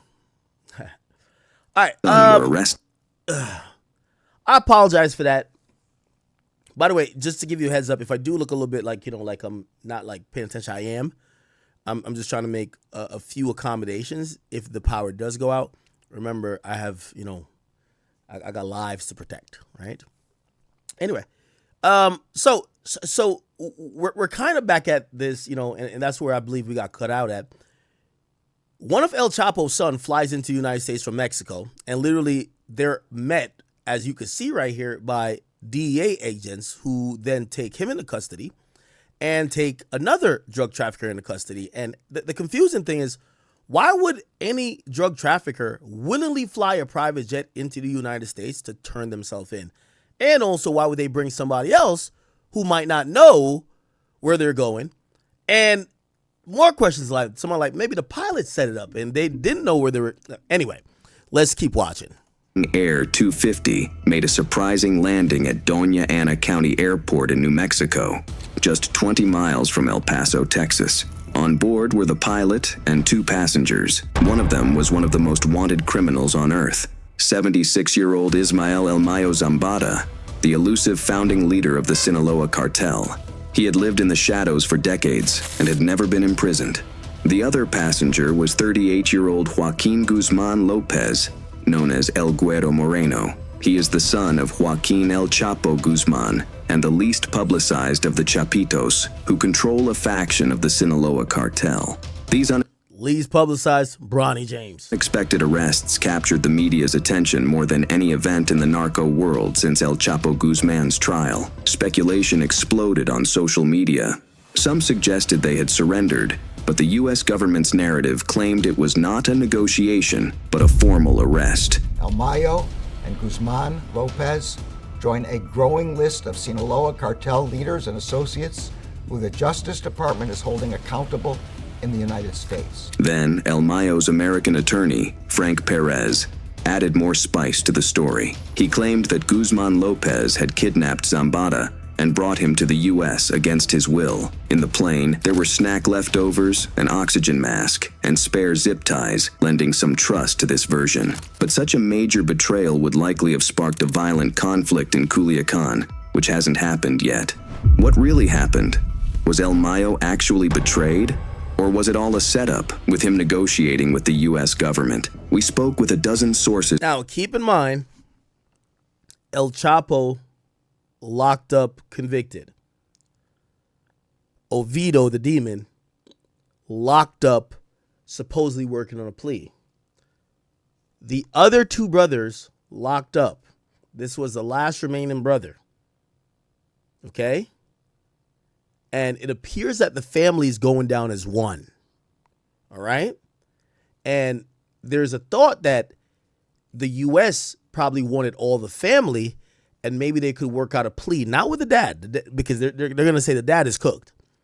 Remember, it's only one El Chapo. But the sons, they don't have that notoriety as like the dad, so maybe they could work something out with them. But it only works out if they don't do trial. They basically just like, you know, they all turn themselves in, kind of like, even though in Mexico it would look like bitch man, like, what, you turned yourself in? But if y'all all come over here and whatever, there's a chance. Now, it's some people are still saying that's not even a thing, because what they're charged with, even a favorable plea is like, hey, maybe one day you'll walk out of jail, but like you're pretty much spending the rest of your life in jail. And it's not comfortable jail like Mexican jail. This is like 24 max security jail. Like, you're never going to talk to your brothers again. You don't talk on the phone. Like, why would you turn, like, it's really confusing why people are saying, why would the last brother turn himself in? And also, why would he offer up another drug dealer if that's the case? If there is no wiggle room, like, you'll get in, you'll get out. Now, the whole thing about the plea deals, here we go.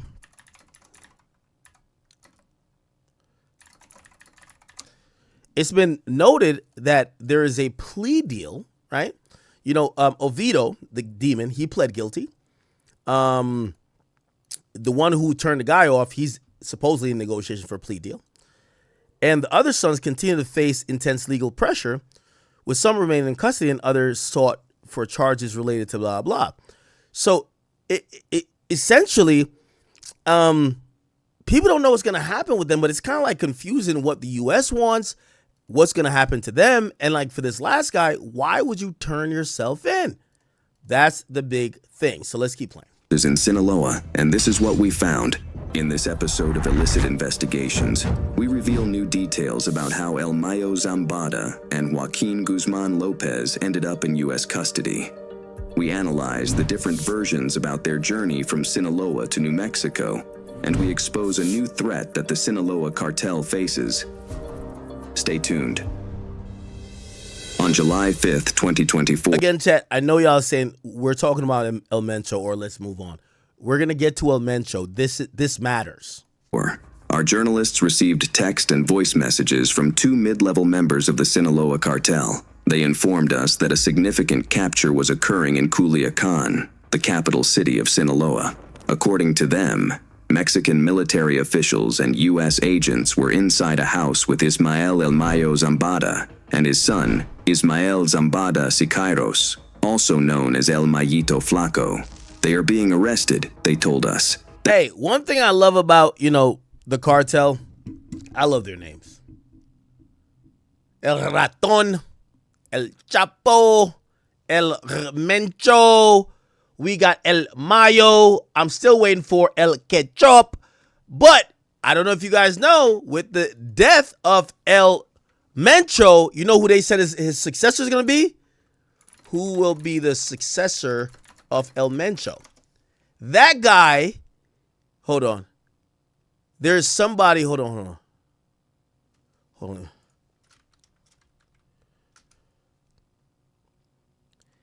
lot of people are speculating that the successor is going to be a guy named El Yogurt. El Yogurt. They're saying he might be the next kingpin. Okay, now this is kind of coming from Twitter, but they're saying the next kingpin might be Meet El Yogurt. Okay, El Yogurt. 29-year-old logistic wizard who flipped his rival cartel Los Viagras. What? Los Viagras? To CJ and G in 2022. He has a PhD in U.S. trafficking routes. Okay. This is him and his homies. Aquí andamos encargados, nomás para ver si va a estar con nosotros o no, porque está ayudando a los carteles unidos y pues le mandamos el mensaje que se acomode con El Yogurt. Shout out to El Yogurt. nosotros o se acomode bien con ellos porque los vergas van bien. Aquí estamos en los bancos. Okay. So El Yogurt seemingly is next. El Yogurt, okay?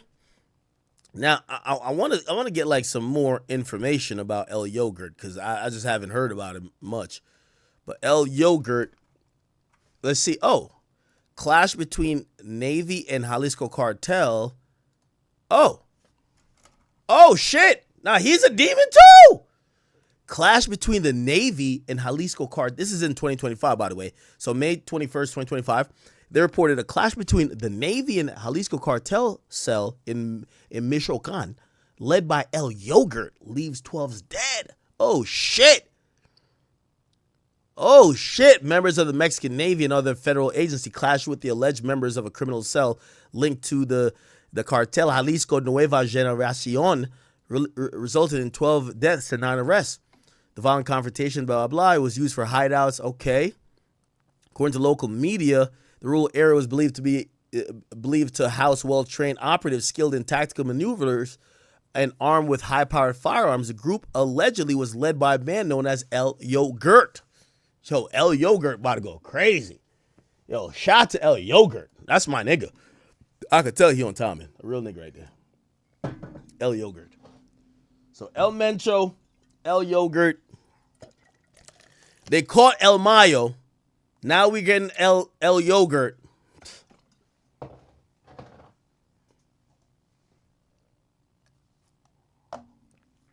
I can't wait till we get El Sriracha. Oh, man. El Sriracha. Woo! It's gonna get there. El Ketchup. Yeah. El Tabasco. Oh, it's gonna go crazy. All right. So, all right. It said, what? It's an operation. Let's see what's going on here. Okay, so they locked up a couple of people. But El Yogurt is up next. Shout out to El Yogurt. All right, anyway, let's go back to this. That week, the Mexican authorities were highly active in Culiacan. They raided 8 houses, made 9 arrests, and seized money, precursor chemicals, and equipment used for fentanyl pill production. It's well known that the U.S. has pressured the Mexican government to target the fentanyl production chain, which has fueled the opioid crisis in the U.S., resulting in hundreds of thousands of losses in recent years. Consequently, arresting key members of the Sinaloa cartel, a large producer of this narcotic, has become a priority. That 5th of July, we expected the news to break, but neither El Mayo Zambada nor his son were arrested. Our sources were firm about the meeting between the Zambadas with U.S. agents. 20 days later, a Beechcraft Super King Air landed in Santa Teresa, New Mexico, carrying Ismael El Mayo Zambada and Joaquin Guzman Lopez, one of the Chapitos. While Guzman Lopez was transferred to Chicago in a Department of Justice jet, where he faces 5 charges in a federal indictment, El Mayo Zambada remained in El Paso, Texas. He was sent to a county jail and presented in a federal court. The U.S. government's version, supported by Mexico, claims it was a formal... Now, this is important, okay? I know y'all are saying, what does this have to do with El Mencho? I'm going to make this story make sense for y'all. But let's finish this video, 5 more minutes left, and I'm connecting it directly to what's happening and why El Mencho died.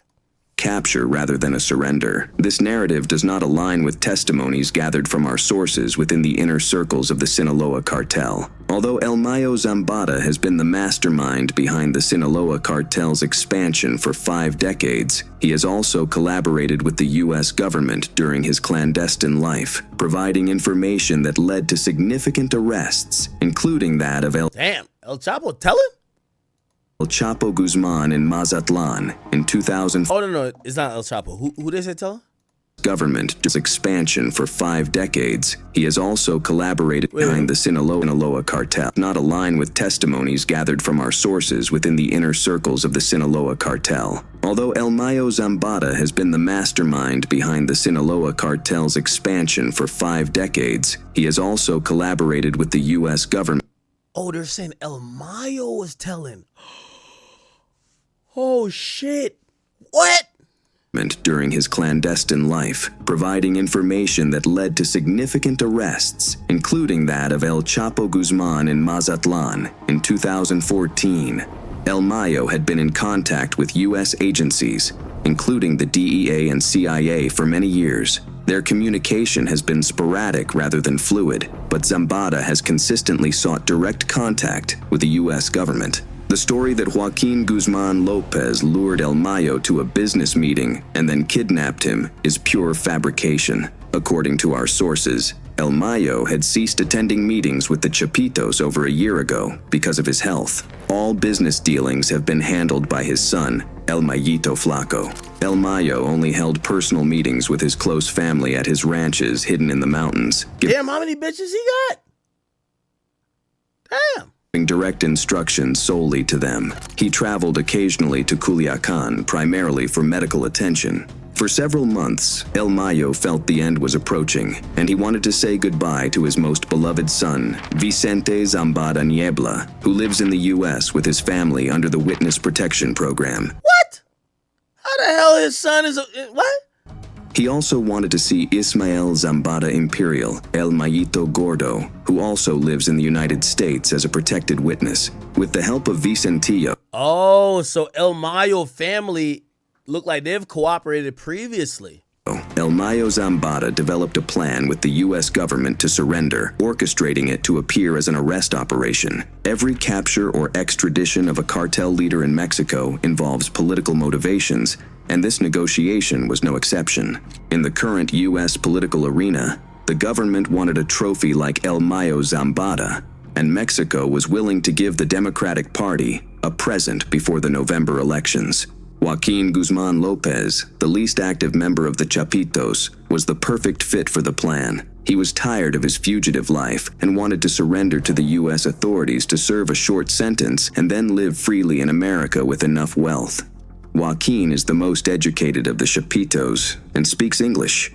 Every detail of the plan was meticulously prearranged. A Beechcraft Super King Air 250, frequently used by the Zambada family and other cartel associates, was assigned a cloned tail number, N287KA, from a similar U.S. aircraft created with tape rather than paint. Cloning tail numbers is a common practice in the cartel world for transporting drugs and fugitives in black flights, where pilots do not file a flight plan with aviation authorities and attempt to evade radar detection. Similar flights are conducted by intelligence agencies like the CIA during clandestine operations. This is why the flight carrying El Mayo Zambada and Joaquin Guzman Lopez to New Mexico does not appear in flight tracking databases. The aircraft departed from a small airstrip near Culiacan called El Brioso. U.S. federal agents awaited their arrival at the runway of Doña Ana Airport in New Mexico. 2 days before, Ovidio Guzman Lopez was moved out from the Metropolitan Correctional Center of Chicago, where his brother Joaquin was going to be imprisoned. It was a win-win plan. The U.S. gained its trophy. El Mayo received preferential treatment by being sent to a county jail instead of a federal prison. Guzman Lopez initiated his cooperation deal, and the Mexican government turned a blind eye as a gesture to the Biden administration. The plan's details were finalized on July 5th in Culiacan, when El Mayo Zambada and El Mayito Flaco met with U.S. agents. El Mayo agreed to surrender, provide money and information, and spend his remaining days on U.S. soil close to his beloved sons Vicentillo and El Mayito Gordo. El Mayo discreetly bid farewell to his family in Culiacan days before boarding the plane. The U.S. government agreed to respect El Mayito Flaco's freedom as he is the current leading figure of the Zambada family. And without him, a war in Sinaloa would likely arise. What? Following the surrender of El Mayo Zambada and Joaquin Guzman Lopez, Culiacan has been calm. If the kidnapping narrative were true, the Chapitos and the Zambadas would be at war. But sources within the cartel indicate that both families are beginning to collaborate to protect Sinaloa from a bigger threat. Nemesio Oseguera Cervantes. By the way, this is a year old. Actually, almost a year and a half. This was made in 2024. So remember, the demon, this nigga was terrorizing everybody. So basically, El Chapo's sons who ain't like that, and then the Zambadas, which is El Mayo, they was shook of this nigga. This nigga right here, this nigga was a demon. So they was like, let's get out the paint. This nigga is like 50 Cent. But sources within the cartel indicate that both families are beginning to collaborate to protect Sinaloa from a bigger threat, Nemesio Oseguera Cervantes and his powerful Jalisco New Generation cartel. Now that El Mayo Zambada is out of the picture, the CJNG plans to enter Sinaloa to seize new plazas, a long-standing ambition of El Mencho. As a result, the Zambadas and Guzmans are preparing for another confrontation with the CJNG, this time in Sinaloa. Okay. Now, that's a perfect ending to what I needed to get to El Mencho's death. So, as we kind of conclude this arc, when it comes to we conclude this arc as it gets to El Chapo.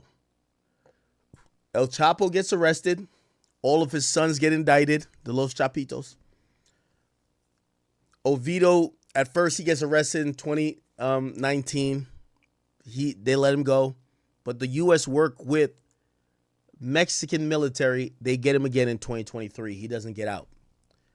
The other sons get indicted. All the sons get indicted because, again, remember, the world and how we look at Mexico, we look at, when we hear cartel, we think of El Chapo. So once you got El Chapo, if other shit's going on, you want to get everything associated with El Chapo, which is his family, which is Los Chapitos. So they get the demon Oviedo, El Laton. The two sons who was getting kidnapped anyway, they ain't on shit. They get indicted. And then this last son, in a very interesting move, he flies into the United States, but he flies in with another drug dealer. The drug dealer is El Mayo. People are saying he must have kidnapped El Mayo. That's a floating possibility. But some people say, no, El Mayo is kind of with this because he was saying goodbye to people before. All of this is supposed to be, hey, listen, we turned ourselves in. And when we turned ourselves in, we could get plea deals and hopefully whatever. Now, granted, it's not going to be a slap on the wrist. These guys are going to have to spend some decades in jail still, right? However, the U.S. isn't seeking death. They didn't. I don't know if they sought death with El Chapo, but I don't know how this is going to look in terms of a sentence. Will they get out like in 20 years? I don't know what this looks like. Okay, how does this matter to this guy on the screen, El Mencho? So El Mencho was a rising demon. He's Marlo, if we're thinking about this like The Wire. After he realized that Avon is in jail and you got Avon's kids running shit, they ain't really on shit. He's getting so much bread, he's doing his thing. He says, you know what? I'm about to go over there. I already kidnapped them two niggas. They pussy. I'm about to go over there and go fuck up these Sinaloa cartel Los Chapitos niggas. So the idea was that they were growing so big that they were going to step on Sinaloa. Okay? We see how they rocking with, they got all type of, paramilitary shit, right? Like I posted it like, so that was supposedly an impending part of what El Chapo's legacy, since he's out the way and his kids out the way, they're expected.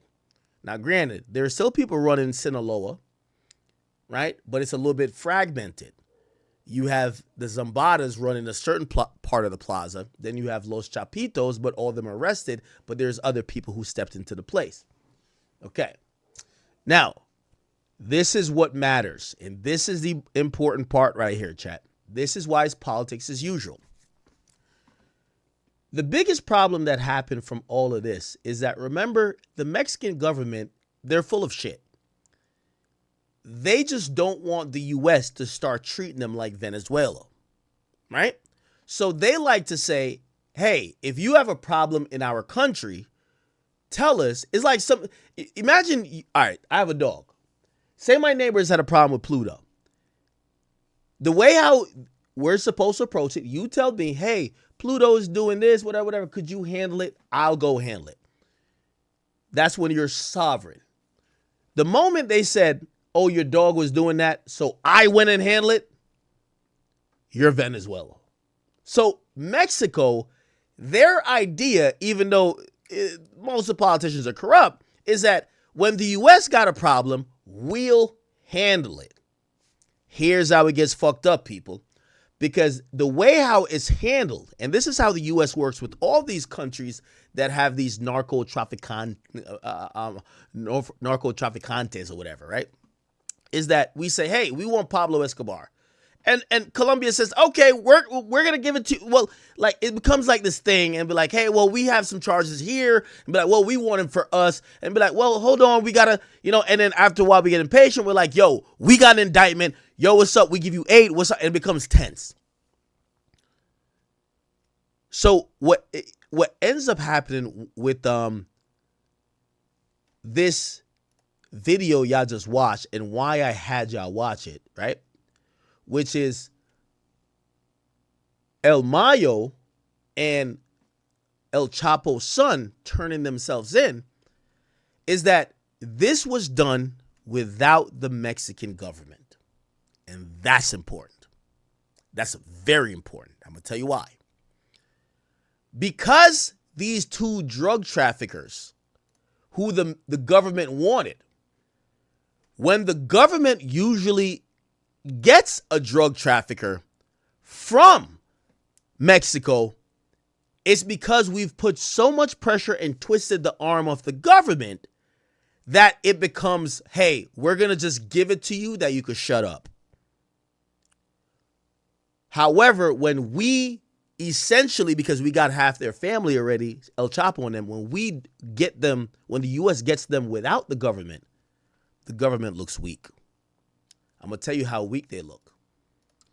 Now, in post, it's been accepted that, because El Mayo's lawyer is speaking, saying, hey, really, this really just a turning in. What happened is that the Mexican government is considering treason charges against Joaquin Guzman Lopez.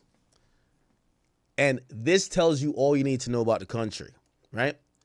So the son of El Chapo was apprehended, and it's prompting intense scrutiny. The government is saying, how come we weren't a part of the deal? Because remember, you don't want no nigga hopping your fence and go dealing with your backyard. You want to be the person say, okay, I'll go deal with it. So what the reaction is saying, they're surprised that they were not directly involved. Now, what they're saying that they're going to bring charges against the Joaquin Guzman Lopez's son, and they're mentioning charges of treason. It says under a Mexico criminal code that defines what he did is treason. The law says treason is committed by those who illegally abduct a person and hand them over to another country.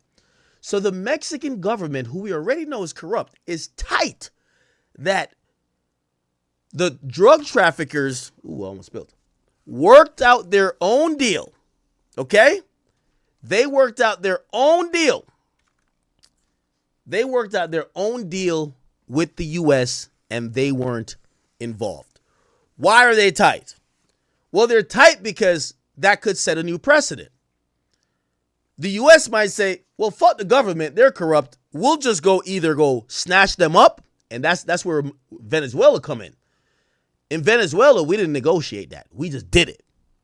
So now, when Mexico realizes we've cut them out of what we doing, they're like, oh, shit. They're panicking. Oh, shit. What the fuck?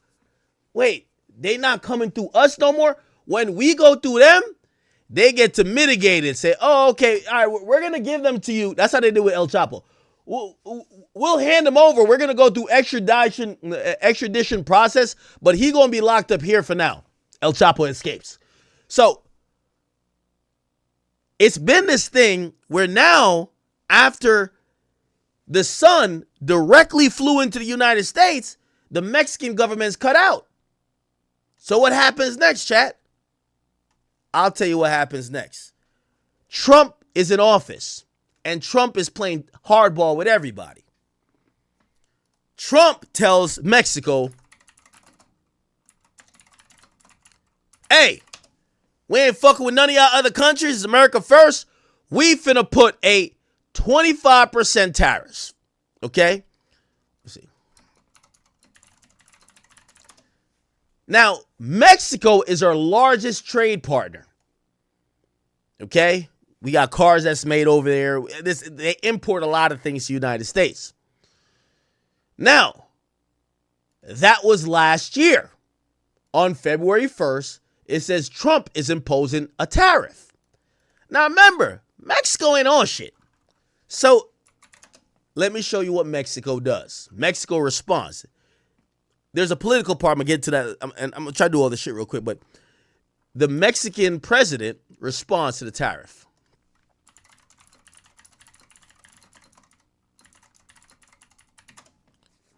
By the way, this all got to do with El Mencho. You're going to see. Here we go.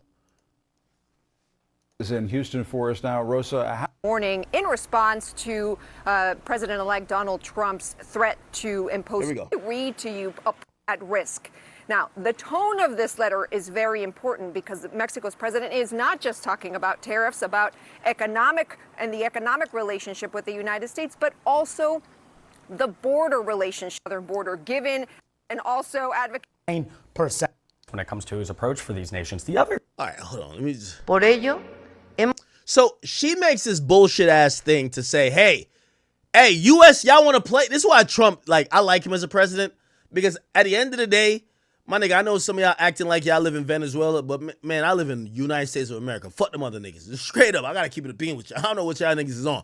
So it's like, I like Trump because he do bully niggas. You got to bully niggas sometimes. Like, why we got to get bullied when we the biggest? So he basically tell Mexico, yo, this is what it's going to be. Bet. Mexico, this is their new president. They try to act like they tough. They're like, yo, two could play that game. Yo, what's up? We could. This ain't gonna end good. What's up? That's their first message. So it says they respond to the tariff. Medidas arancelarias y no arancelarias que anunciaré en plaza pública. So I'm gonna announce in the public square. El próximo domingo. No es de ninguna manera. It's by no purpose to start. Iniciar una confrontación. So they're saying they're kind of like, she gotta look strong, right? She can't look like a bitch. Remember, Mexico's a big ass country, but really we bitching them around like, nigga, like Mexico's Venezuela, nigga. Fuck all of that shit. Same shit, nigga. Económica o comercial que desafortunada y lamentablemente es lo opuesto a lo que deberíamos. So she's saying that this shouldn't be happening. But nuestra decisión. She said nobody gonna win with this decision, but she basically trying to keep face like, yo, we're gonna stand strong, right? De diálogo de nuestro pueblo. Look, listen to this bullshit. Now it's very important to the people of Mexico that we know will always defend the dignity of our people. You know what I mean? That will defend the respect of sovereignty, as I mentioned before. We've mentioned without subordination, we're gonna wait with. Man, fuck that. So, really, she came out there to just make sure the people of her constituency know that she's not a punk or Mexico aren't punks. But Mexico broke, nigga. Like, they don't got shit. Like, that's what I'm saying. U.S., we run shit out here, man. Fuck them niggas. Straight up. So, essentially, she just said a whole bunch of bullshit, but she ain't really spiced it up. You know Trump talk. Trump is like, fuck Mexico. Them niggas, like, you don't have Trump talk. He's not over here, holding punches. She did a measured thing where she's like, no, we're going to be strong, but, no one's going to win with this. Man, fuck that. We're always going to win. Facts. So, she says this bullshit, and she's kind of like, she's kind of like rocking out like, I bet, this was going to happen. Now, in reality, when people thought Trump was in there, Trump be popping a lot of shit, right? Nigga, it wasn't until, well, first of all, Trump doubled down on some, I bet, let's see what's up. Let's see what's up. So you know what they did?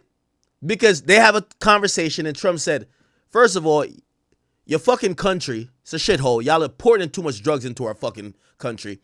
And also, y'all are beating us in trade. Fuck y'all. I'm putting the fucking tariff in.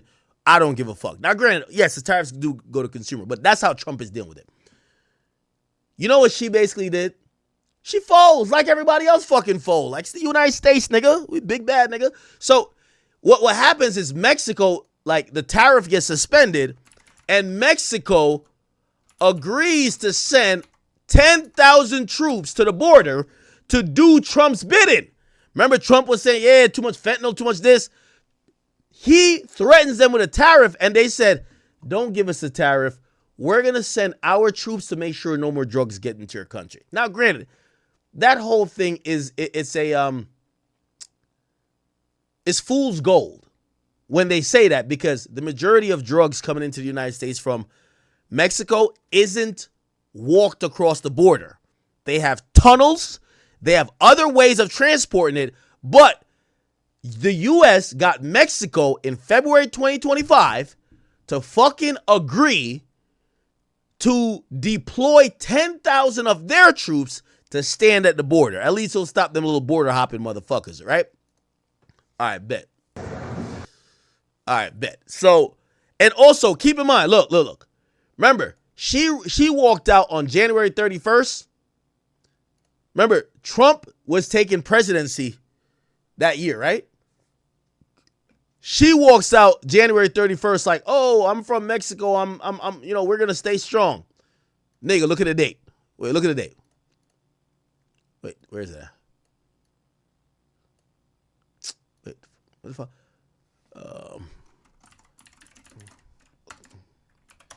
Just look at the date. Look. January 31st, this is why Trump popped so much shit. January 31st, she's acting like she's trying to keep like a strong face. Nigga, by February, 1 month later, she's like, all right, man, I'm going to just send my troops to hold down y'all border, man.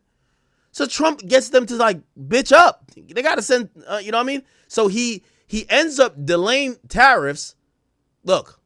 President just now, she has released a tweet as well in which she outlines precisely the outcome of the good conversation, as she put it, with President Trump. And she says that Mexico will reinforce the northern border with the United States with 10,000 National Guard elements immediately. Trump bitching these people around.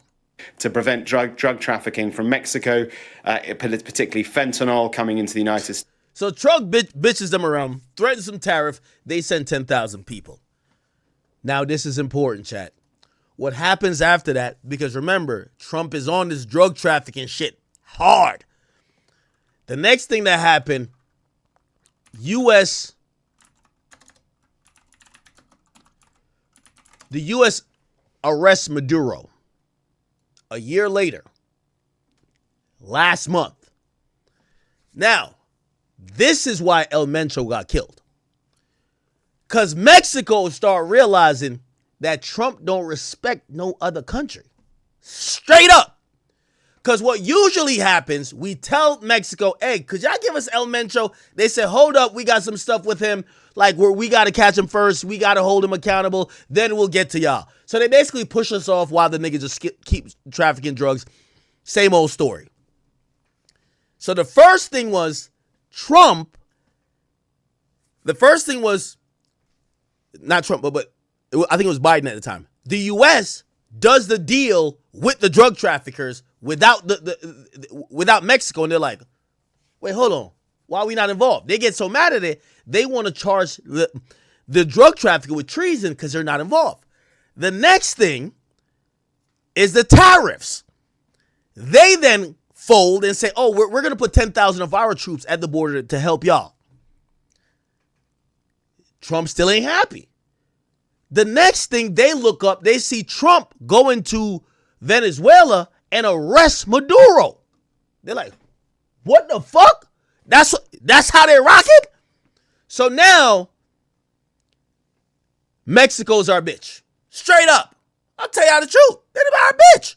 So now, they're down with us. And when we say, hey, yo, this El Mencho nigga, we need him. Before, they would have never given us this nigga. They devised a strategy, they wouldn't and kill him. Remember, like, yo, the U.S. is showing videos like, yo, we just dropped a bomb on this boat. Like, yo, the U.S. been on some wild shit recently. Like, if y'all been traveling, do not go to Cancun. Stay away from a lot of these other countries. We're bullying niggas this year. And you're an American citizen with that little passport that you think is a fucking golden card, you might go to one of these countries and get it done to you. Trust me, we're bullying niggas this year. Make sure you know that. I'm not going to Mexico for 2 years, straight up. I'm letting y'all niggas know. Good. Somebody texted me and said, like, yeah, should I go to Mexico? I said, go on your own risk, nigga. Usually when you go to Tulum and Cancun, they have their military that's right there that protects the tourists. But shit, nigga, like, bruv, Mexico ain't do none of this because they wanted to. Mexico did it because they had to. They just seen that Trump went into Venezuela and took the leader out to change regime. They seen Trump is, not Trump, but the U.S. will get the drug dealers or the drug traffickers without Mexico. So Mexico came to the table and said, who y'all want? We want the biggest demon out here, El Mencho. They did a joint operation. Now, it's not being called a joint operation. You know why? Mexico wants to seem like they're strong. But all the rumors is that's a joint operation. The U.S. and Mexico go in, and they went in this morning, and they kill El Mencho. Now, tariffs. I do want to believe it was probably a capture initiative, but something went awry, or he was not going, and they had to kill him. That's what I believe. Okay? But I think the USA would rather have him in cuffs than have him dead. But right now Mexican authorities are taking credit for it, like, hey, we did. Nigga, that nigga been running y'all country for dumb long. Why y'all ain't do a military operation before? You know why? Like, it's politics, chat. They seen what Trump did to Venezuela. They seen that the U.S. is talking to these drug traffickers without them. They see that niggas is down to punish him with tariffs and shit. And they feel like, yo, listen, we got to keep in a group chat.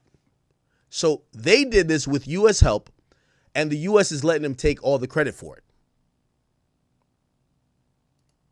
Mike, what's happening in Mexico right now? Well, this morning, the Mexican army located Nemesio Ceguera. If you think that the U.S. government didn't tell them, the U.S. government is running surveillance on all countries in our part of the hemisphere. Let me tell you this. Like, it's reality. The U.S. government told them Mexican niggas, yo, that nigga in this house right here, bro. Right? Nigga, we got satellite. We've been watching this motherfucker. He eat 15 tacos a day. He's in this fucking house, okay? Trust. But how do I know they did it? When they wanted a nigga in Jamaica, they did that too. They said they had planes flying over a fucking Jamaican house. They were like, we know where it's at. So the U.S. is like, we're the best with surveillance. You know what I mean? Like, maybe Israel's a little bit better, but we're the best. We told them niggas where fucking El Mencho was. You get what I'm saying? And then we probably helped them go get that nigga. Facts. Cervantes, better known as El Mencho, the leader of the Jalisco New Generation Cartel in the municipality of Talpa de Allende. This is what he's talking too slow for me. Let me just do this. According to the... Here we go. Welcome back to Live Now from Fox. I'm Shauna Kalafi. We are following some developing news out of Mexico. Today, the Mexican army says they killed a powerful cartel leader during an operation meant to capture him. The Defense Department says the... Exactly. I hope y'all been listening to the last hour or two that I did. Everything matters. The government got the whole El Chapo family already. They were leaving the Mexican government out the group chat. They then start threatening Mexico with tariffs. Mexico start bitching up, as they should. Oh, we'll send our troops to the border to help y'all out. They see what we did in goddamn Venezuela, and they realize we on some get down and lay down shit. And when now they're interested in a U.S.-led or U.S.-influenced operation to capture El Mencho, but El Mencho probably was really one of them niggas. He really bought that life. I think they probably cornered him, and when it came time for him to surrender, he shot it out with them. That's what happened. That nigga was like, yo, I'm not gonna be in a cell like these other niggas. That's more feasible. Leader of the Jalisco New Generation Cartel was wounded during that operation about 2 hours from Guadalajara, and he later died while he was being flown to Mexico City. And this is a very powerful cartel there in Mexico. The leader now killed by the Mexican army, according to the Defense Department there. For more on this story, let's bring in Chris Dalby. He is an investigative journalist and author of CJNG, A Guide to Mexico's Deadliest Cartel. Thank you so much for being here, Chris. It's an absolute pleasure, Shauna. Thank you for having me. So you actually wrote a book about this particular cartel, the CJNG. The Associated Press calls it the most powerful cartel in Mexico. The U.S. Deputy Secretary of State described the leader as one of the most ruthless drug kingpins in the world. Can you tell us more about this? Absolutely. If you've heard about the worst of Mexican cartel violence, you know, the most abhorrent acts, the bodies, the decapitated corpses, the videos, a lot of that begins with the CJNG. El Mencho is one of the most influential drug kingpins in the last 30 years. I would put him at the same level as Pablo Escobar and El Chapo when it comes. Wow. They put him at the level of Pablo Escobar and El Chapo. Comes to the quantity of drugs that his organization has moved in Mexico, in the United States, and further abroad. He is directly and indirectly responsible for the deaths of thousands of people in Mexico and through drugs in the United States. The problem is that while he absolutely deserved to face justice, removing him removes the man who kept the CJNG united. And while the CJNG is extremely violent, by far the most violent cartel in Mexico, removing him will likely lead to 5 or 6 of his lieutenants turning on each other and ramping up the level of violence to perhaps record levels in Mexico to control the CJNG empire. So that's kind of interesting. So look like, you know, it's like the if you guys care about geopolitics, a lot of times we'll see like a shithole country like Afghanistan, Iraq, or some dumb shit, and we're like, yo, let's get all the bullshit niggas out of there. And it's like, all right, you got them out of there, but here's the thing: there's other people who were either under that regime or whatever that are gonna eventually replace him, but it's gonna be worse and even better because when you fracture a big organization, people have to squabble it out to get power, to be the next guy. So what are you going to do? Now, when it comes to a drug organization versus the government, it's different. The U.S. is trying to install a government or approve a government in Venezuela. You're not going to approve the next drug dealer. So you're going to just kind of leave saying job done. And then everybody else who was in some type of position of power, they're going to have to squabble it out. And that's going to be a lot of violence. And that's exactly what I was going to ask you. Now that he's dead, what does that mean for this operation? Who takes the lead? And will there be maybe more retaliation from the cartel now that this has happened? You know, President Trump has rightly designated Mexican cartels as terrorist organizations. And El Mencho had a bounty on his head of $50 million. Oh, that was another thing. So President Trump designates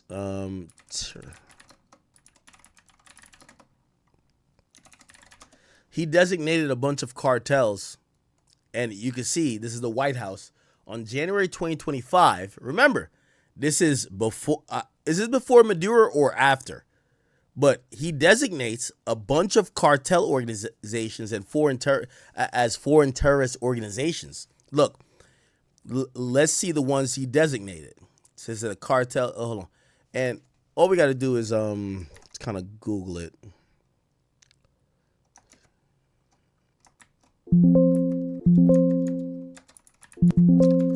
Okay, I don't think he names it unless maybe I'm tripping. But essentially, he did designate cartels as foreign terrorist organizations, okay? Which basically gave the authority to give me a second.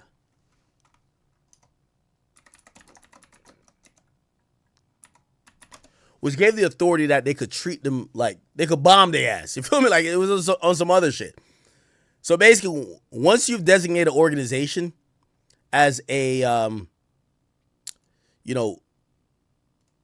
a foreign terrorist organization, you could do whatever to them. You know what I mean? You could drop a bomb on them. You could spy on them. Like, they don't even got no rights. Fuck them. Like, that's basically what it is.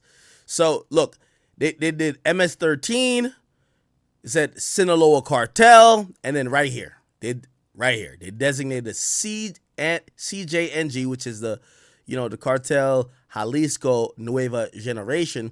Says a transnational organization with a presence in nearly every part of Mexico. In addition to trafficking fentanyl, the group engages in extortion, migrant smuggling, oil and mineral theft, as well as weapons trade.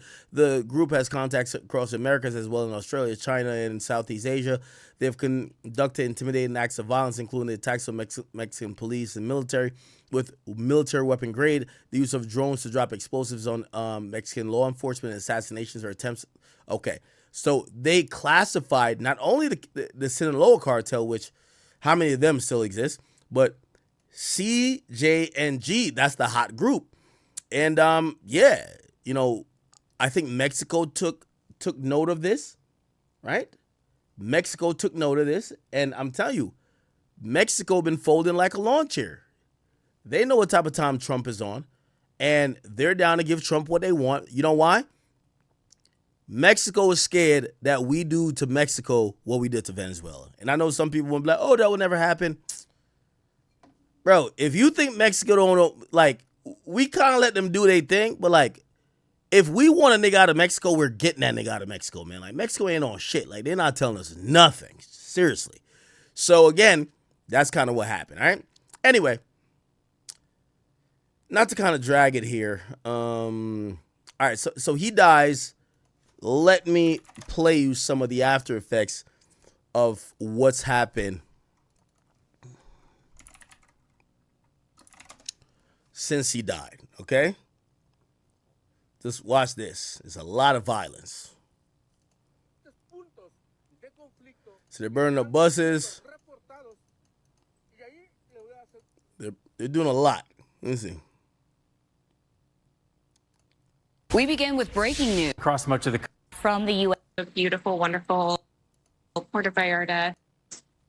Flights to Mexico, her balcony. Multiple fires popping up from different directions. Sorry. As Americans who are already there are being warned to shelter in place.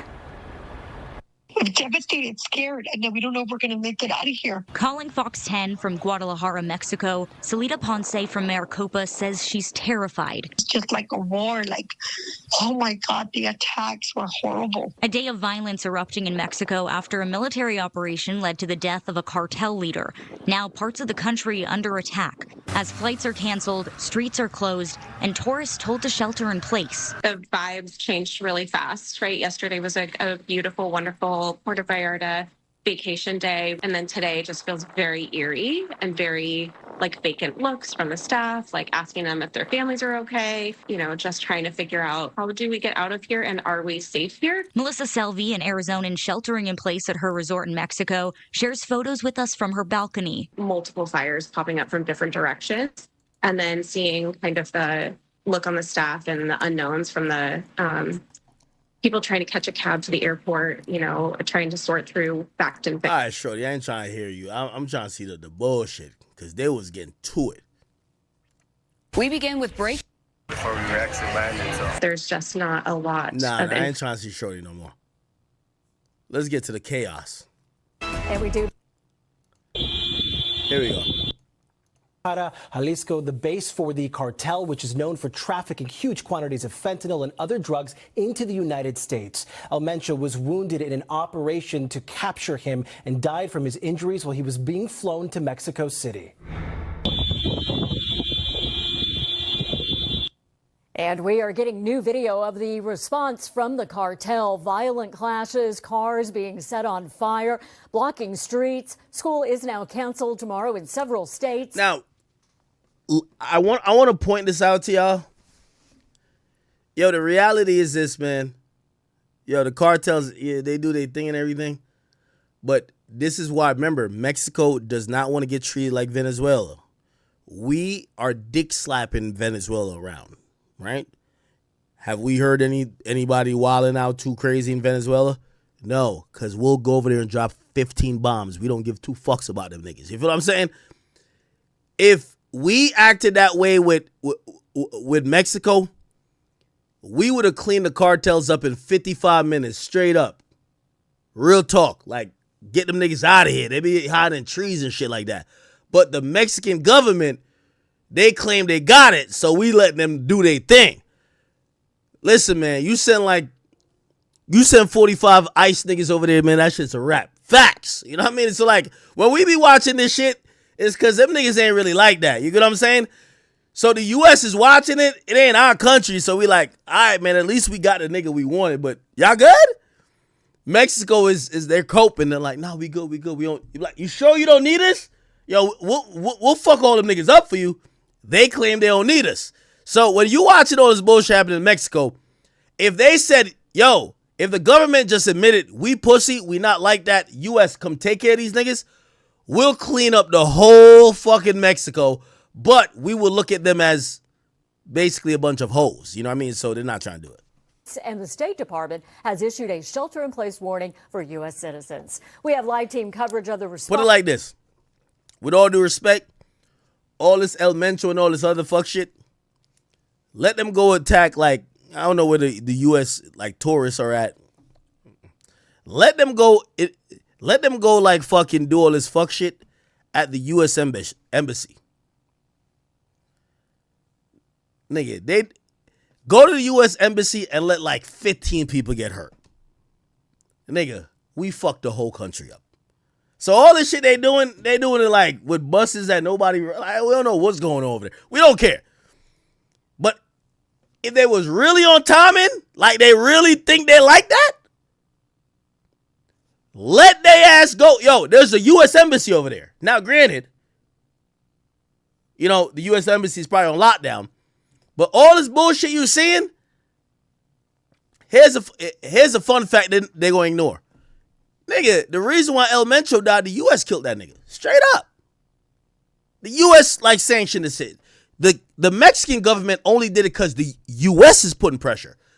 Let these cartel niggas go to the fucking embassy. They ass will disappear off the earth in 7 days. Facts. So all they gonna do, they gonna burn shit, whatever. They gonna keep it with the Mexican shit because we not going over there anyway. You know what I mean? Like, first of all, if your ass go to Mexico and you in Puerto Vallarta, like, you fucking up already, nigga. Your ass should be in Tulum or Cancun. I don't know what you're doing. If you ever been to Tulum or Cancun, nigga, they got the whole they have a whole their military, the military for Mexico protects the airport that all the tourists come in, and they like if y'all ever drive into Tulum or Cancun, you see mad military niggas. Why? Let an American get hurt, nigga. We turn that shit in Afghanistan, nigga. Like, we got them niggas. Yo, we don't give two fucks, my nigga. Like, this shit's not happening over here, bro. Point blank, period. It's not happening. Like, yo, did y'all remember when like they were like, yo, there was two Americans that like took a wrong turn and went over to Mexico and they got killed? Bruv, they tied up the niggas who supposedly did it and gave us a note of apology. Y'all remember that?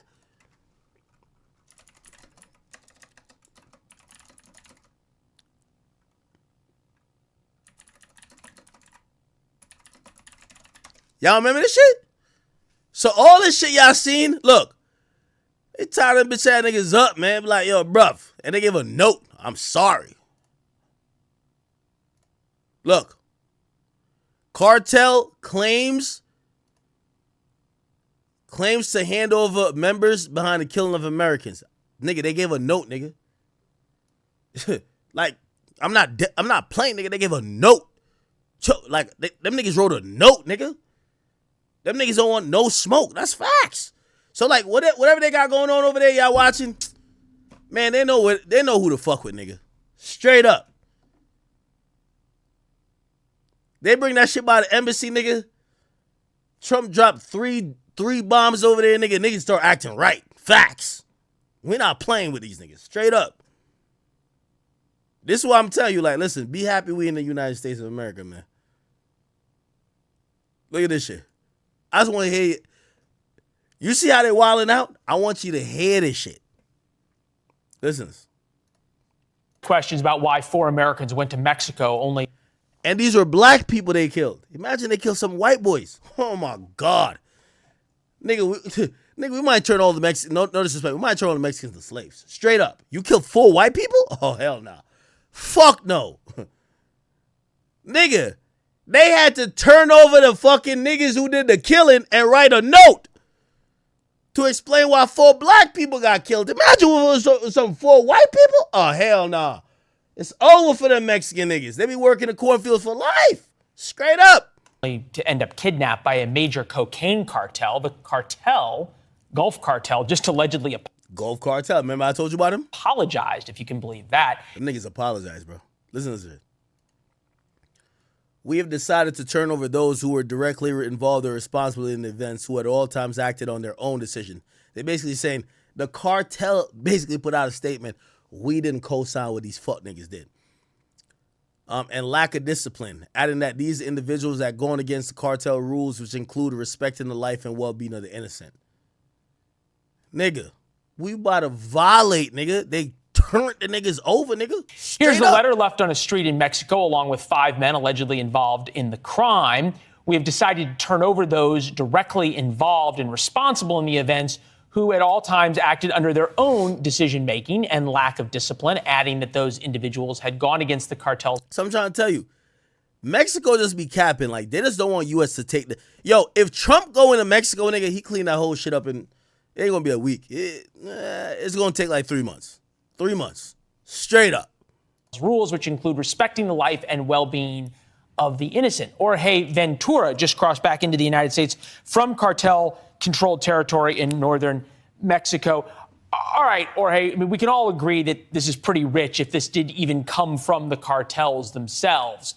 But do they somehow view the events of the past couple days as a threat to their business?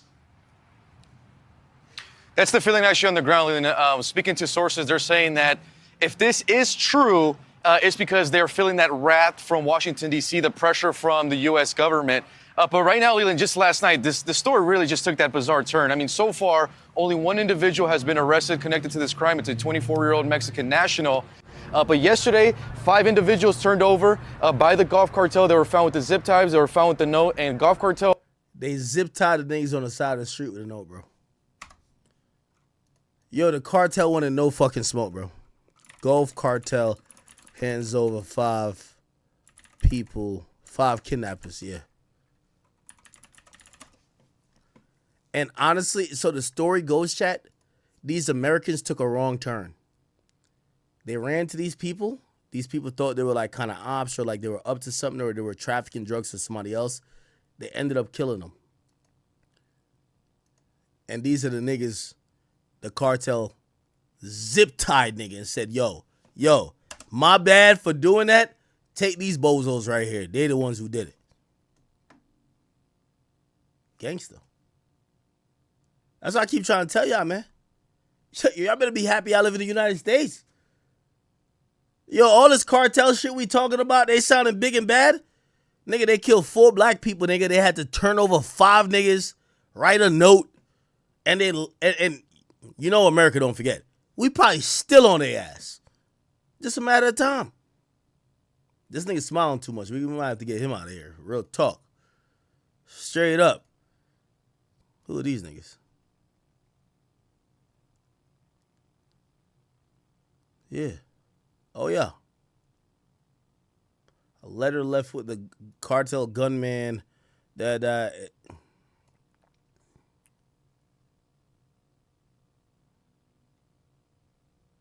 So they got turned over. Fuck it. Is claiming responsibility for turning those men in. But as of right now, though, Leland, Mexican law enforcement have not confirmed that those 5 men are connected to that crime. So we have to wait and see. But it's just a really bizarre situation. I've been covering the cartel for the last few years. I don't remember anything quite like this. It reminds me a little bit of when I was in the Middle East and the terrorist organizations, somehow something would happen. They got him a lot of bad PR, like what happened to the cartels on this one. And they turn over people, or they come out and they say, hey, we're really sorry, or whatever, because it was a threat to them in a different way. This goes even more to... All right, man. Basically, I just pointed that out to be like, yo, this is why, like, I see sometimes, yo, we be beefing in the United States about, oh, you like Hillary, you like this, you like that. My nigga, just be glad you don't live in Mexico, Afghanistan, and them other countries, man. Because, like, I'm going to tell you, like, this fuck shit that we watching online can't happen here, bro. And them other countries, they ain't like that when it comes to us. We bully all of them. Nigga, we walk over, like, nigga, they knew what the fuck we was about to do to Mexico. Nigga, they turned the niggas, they zip-tied their own niggas. Yo, take them niggas, bro. We don't want them. They zip-tied the niggas, bro. They zip-tied the niggas and sent them here.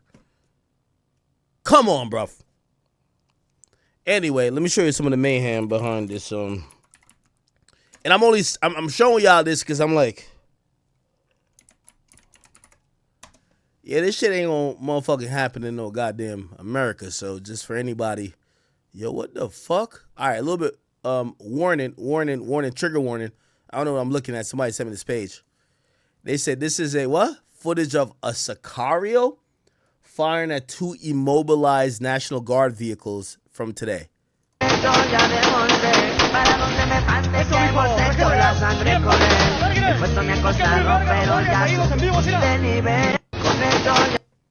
One thing I like about the Mexican niggas, man, they always got music playing, man.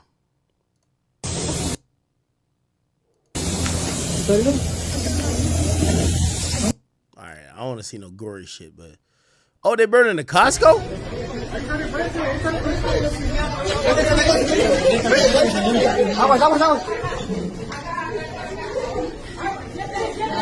What the fuck? Is this a woman?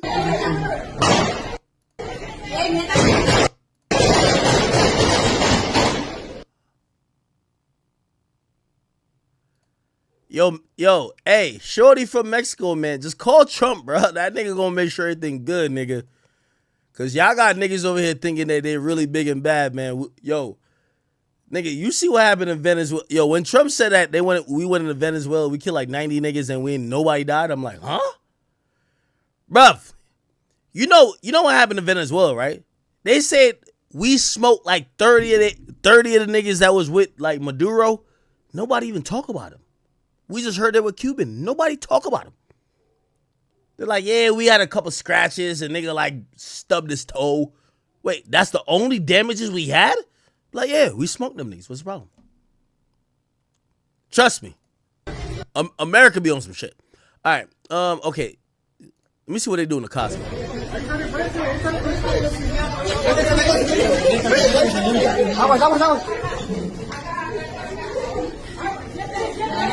Oh, it's the same video. Okay, anyway, it looked like Costco was burning in this thing. What else is going on? Okay. What the fuck is this? All right. Yeah, I don't want to show no gory shit, but all right. It's looking like I give you a little bit more of the chaos and violence. So this was a picture from like, a condo.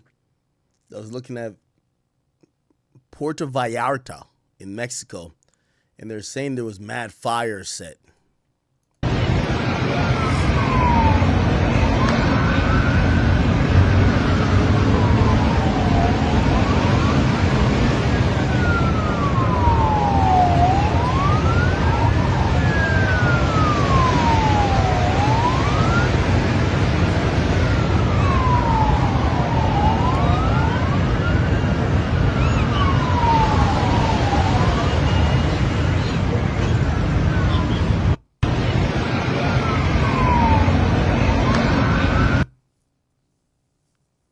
Yeah. Oh, whoever who sent me this, I'll shout you out. Leonardo, thank you for this. Now, remember I showed y'all that thing before earlier about when it comes to like when they were capturing El Chapo's son, and the first time they captured him, they just let his ass go. They was like mad cool with him, like here's the phone. Could you text the other niggas not to fuck us up no more? So when the U.S. got involved, somebody sent me that clip. It was What's it called? Luis Chaparro Oviedo house. Okay. So yeah, there's a raid video. I think, is this a house? There's like a raid video of this shit, and I ain't gonna lie to you. This is when you realize, nigga, like on some real shit. Look at this. I just. So when they finally caught El Chapo's son with the U.S., not the other shit, because they was on some like pussy shit when they did that. They was squabbling, nigga. Look at this. I'm right outside Ovidio Guzman's house, where he was captured on Friday morning on an operation that left many affected. They're suing the Mexican. God damn! Look how many bullet holes. Government witnessed the aftermath of 10 verses inside the Mexican had an escape tunnel. I think there's like an actual video like the gunfight too. Where is the gunfight? I think it's 2023.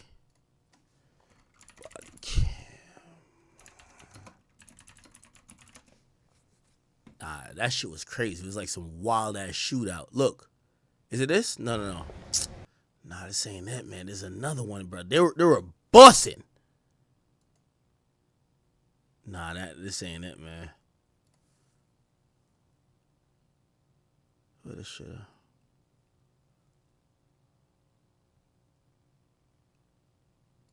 Look. Chaos erupting in Mexico right now after Ovidio Guzman, the son of famed incarcerated drug lord El. Let me see. Where can we see the video though? It's not 2019. It's 2023. That's not it either. Fuck. I know what this person is talking about because I've seen it before. It's the final raid. I just want to show you when Mexico go for a nigga. You saw they were nice to that nigga. This is what happened when the U.S. come in. The U.S.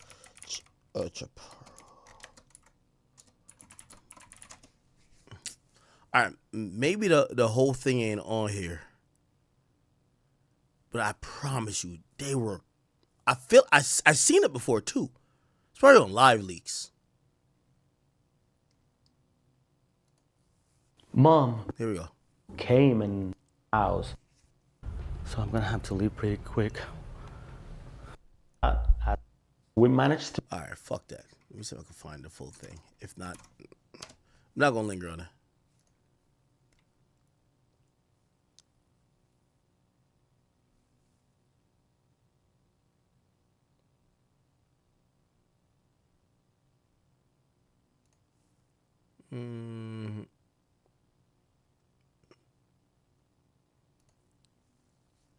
I'm right outside Ovidio Guzman. Okay. All right. So I think I'm going to have to go on a website that shows too much. Because I think there's a military view of it. I remember watching it. House where he was captured on Friday morning on an operation down in Sinaloa. Ovidio Guzman's family told Vice News that they are suing the Mexican government for alleged abuse of power, injuries, and theft. We went inside Ovidio's house in the town of Jesus Maria in Sinaloa to witness the aftermath of a 10-hour gunfight between his men and the Mexican army.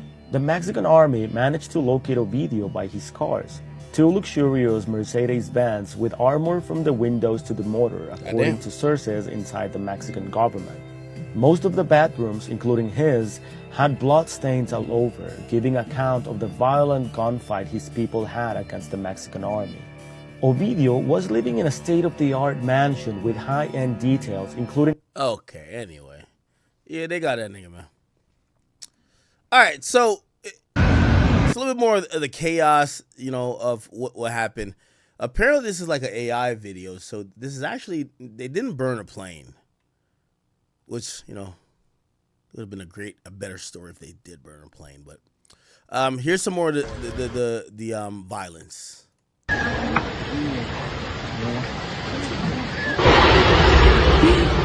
las casas de viejo se deben de retirar.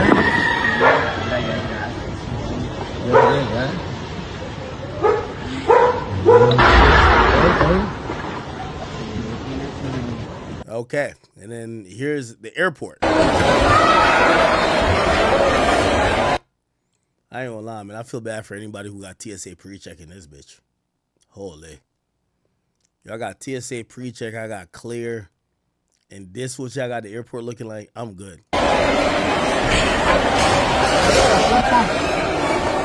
No mames. ¿Están bien?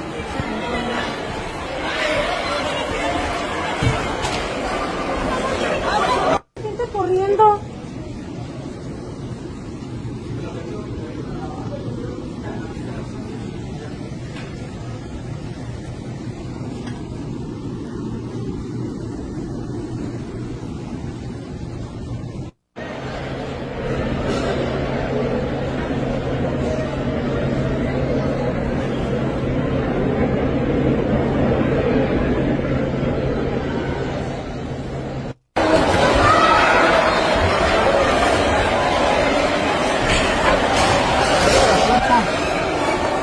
No mames. ¿Están bien?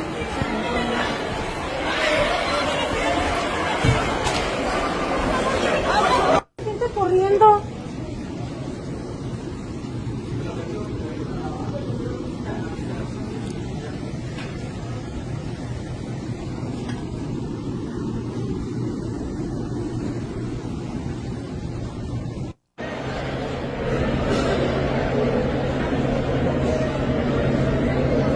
All right. Wow, that's a lot.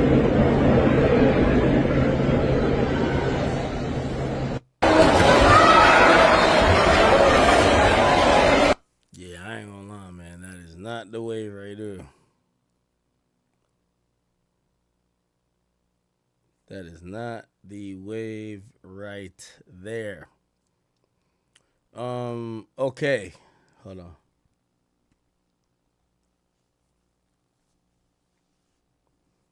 Let me just see if there's anything else I'm missing. Hold on.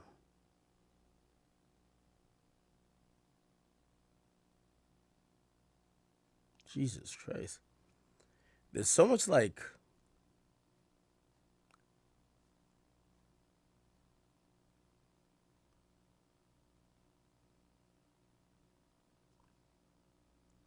Okay. Let me just go to my page and then we'll move on to some other topics. I apologize. I feel like we are dragging a little bit. You know, it is what it is. But this is the biggest topic. This is Dan Dix here reporting for Press for Truth, coming at you here live in Puerto Vallarta, Mexico.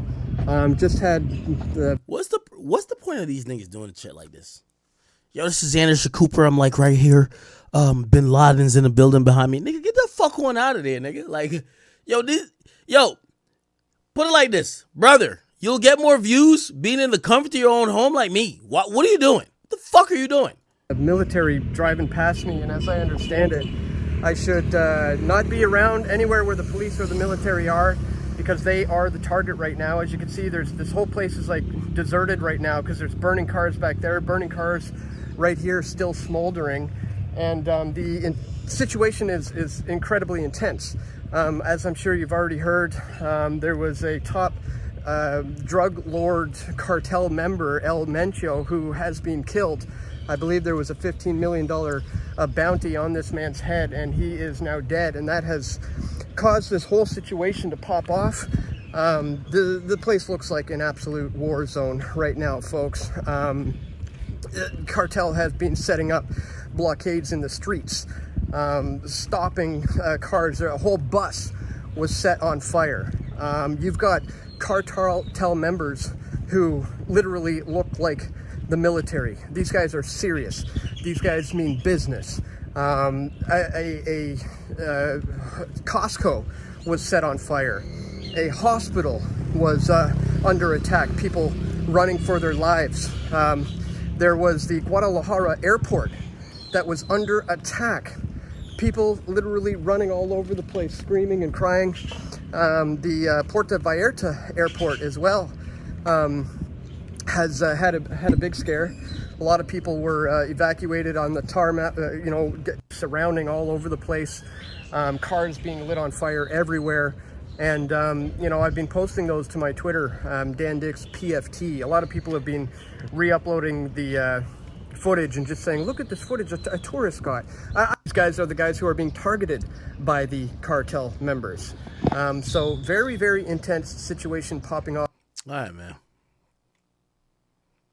Anything else? I think not. I think not. Let's pray for you know.